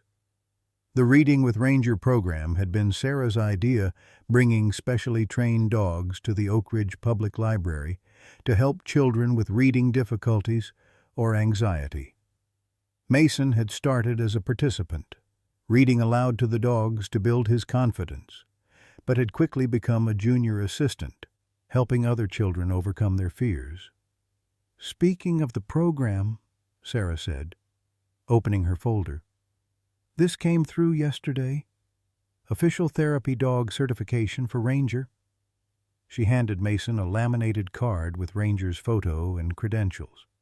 "He's now officially recognized as a trauma response therapy animal." Mason's face lit up.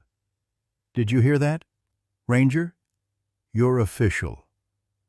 He knelt to show the dog the card, as if Ranger could read and appreciate his new status. "There's more," Sarah continued. "The school board approved our proposal. Starting this fall, Ranger can accompany Mason to school 3 days a week as part of the pilot program." Thomas watched his son's reaction, the wide-eyed joy, the immediate turn to Ranger to share the news. These moments still caught him by surprise. Sometimes the transformation from the silent, withdrawn child of 6 months ago to this animated, engaging boy who spoke not just to his dog now, but to classmates, teachers, even strangers who asked about Ranger. The healing wasn't complete, of course. Mason still had nightmares occasionally. He still fell silent when overwhelmed. The grief of losing his mother would always be part of him. But he was living again, not just surviving. "I have news, too," Thomas said, as Mason settled on the deck steps, Ranger's head resting on his lap. "I got the job." Sarah's eyebrows rose. "The Veterans Outreach position." "Thomas? That's wonderful.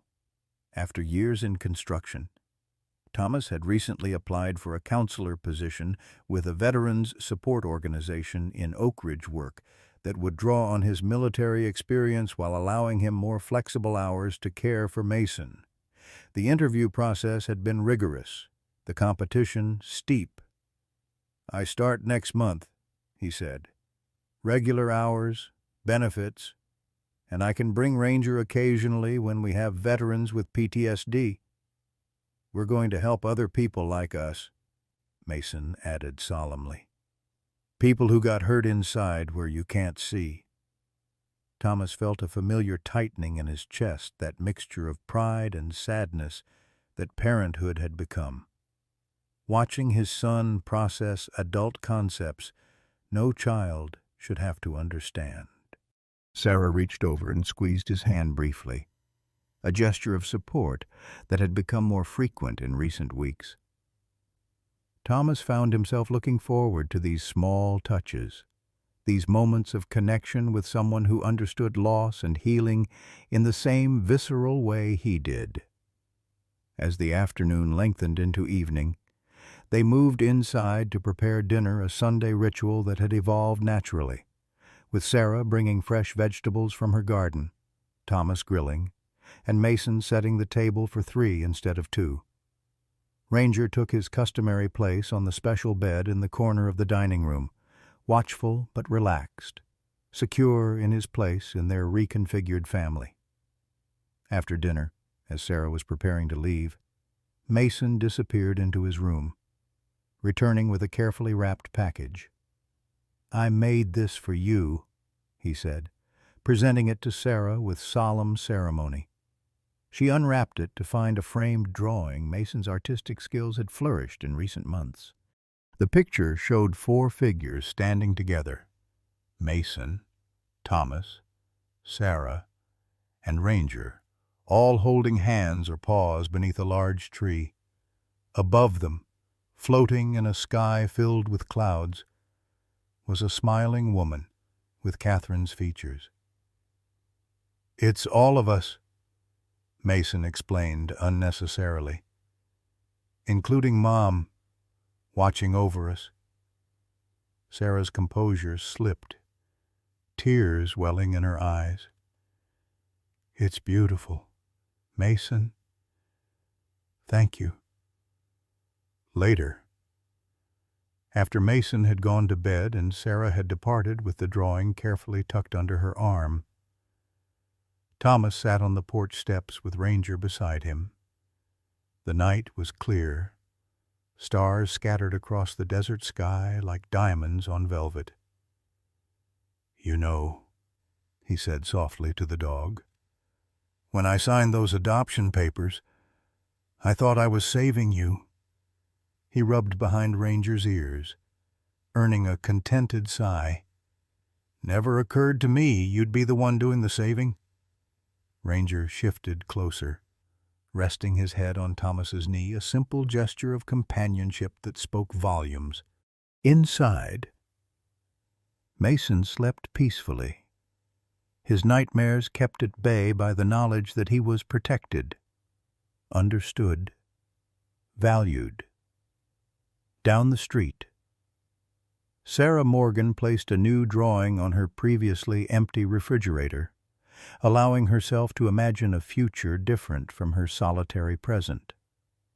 And throughout Oak Ridge, a community had been reminded that healing often comes from unexpected sources, that second chances sometimes arrive on 4 paws, and that the deepest connections can form without a single word being spoken.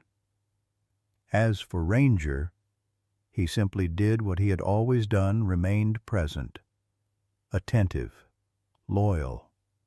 The brass tag still hung from his collar, though now it shared space with his therapy dog credentials, and a new addition, Mason, had insisted on a small engraved plate that read, "I found you, and now we all matter." No one had wanted this dog until a boy noticed what his collar said. Now, no one could imagine a world without him. Sometimes the most profound healing comes through the most unexpected channels. When young Mason found Ranger, a scarred German shepherd with one cloudy eye and a worn brass tag reading, "If you found me, someone still believes I matter." Neither knew they were about to save each other. Their story reminds us that in our golden years, we understand something the younger generation is still learning, that loss doesn't have to be the end of the story. We've weathered our own storms, carried our own scars, perhaps felt unwanted or overlooked as time marches forward. But like Ranger, our greatest value may lie in the wisdom our experiences have given us. The connection between a broken boy and an unwanted dog teaches us that our past pain can become the very thing that helps others heal. When Mason finally speaks again, it's because Ranger's silent understanding gave him the courage to find his voice.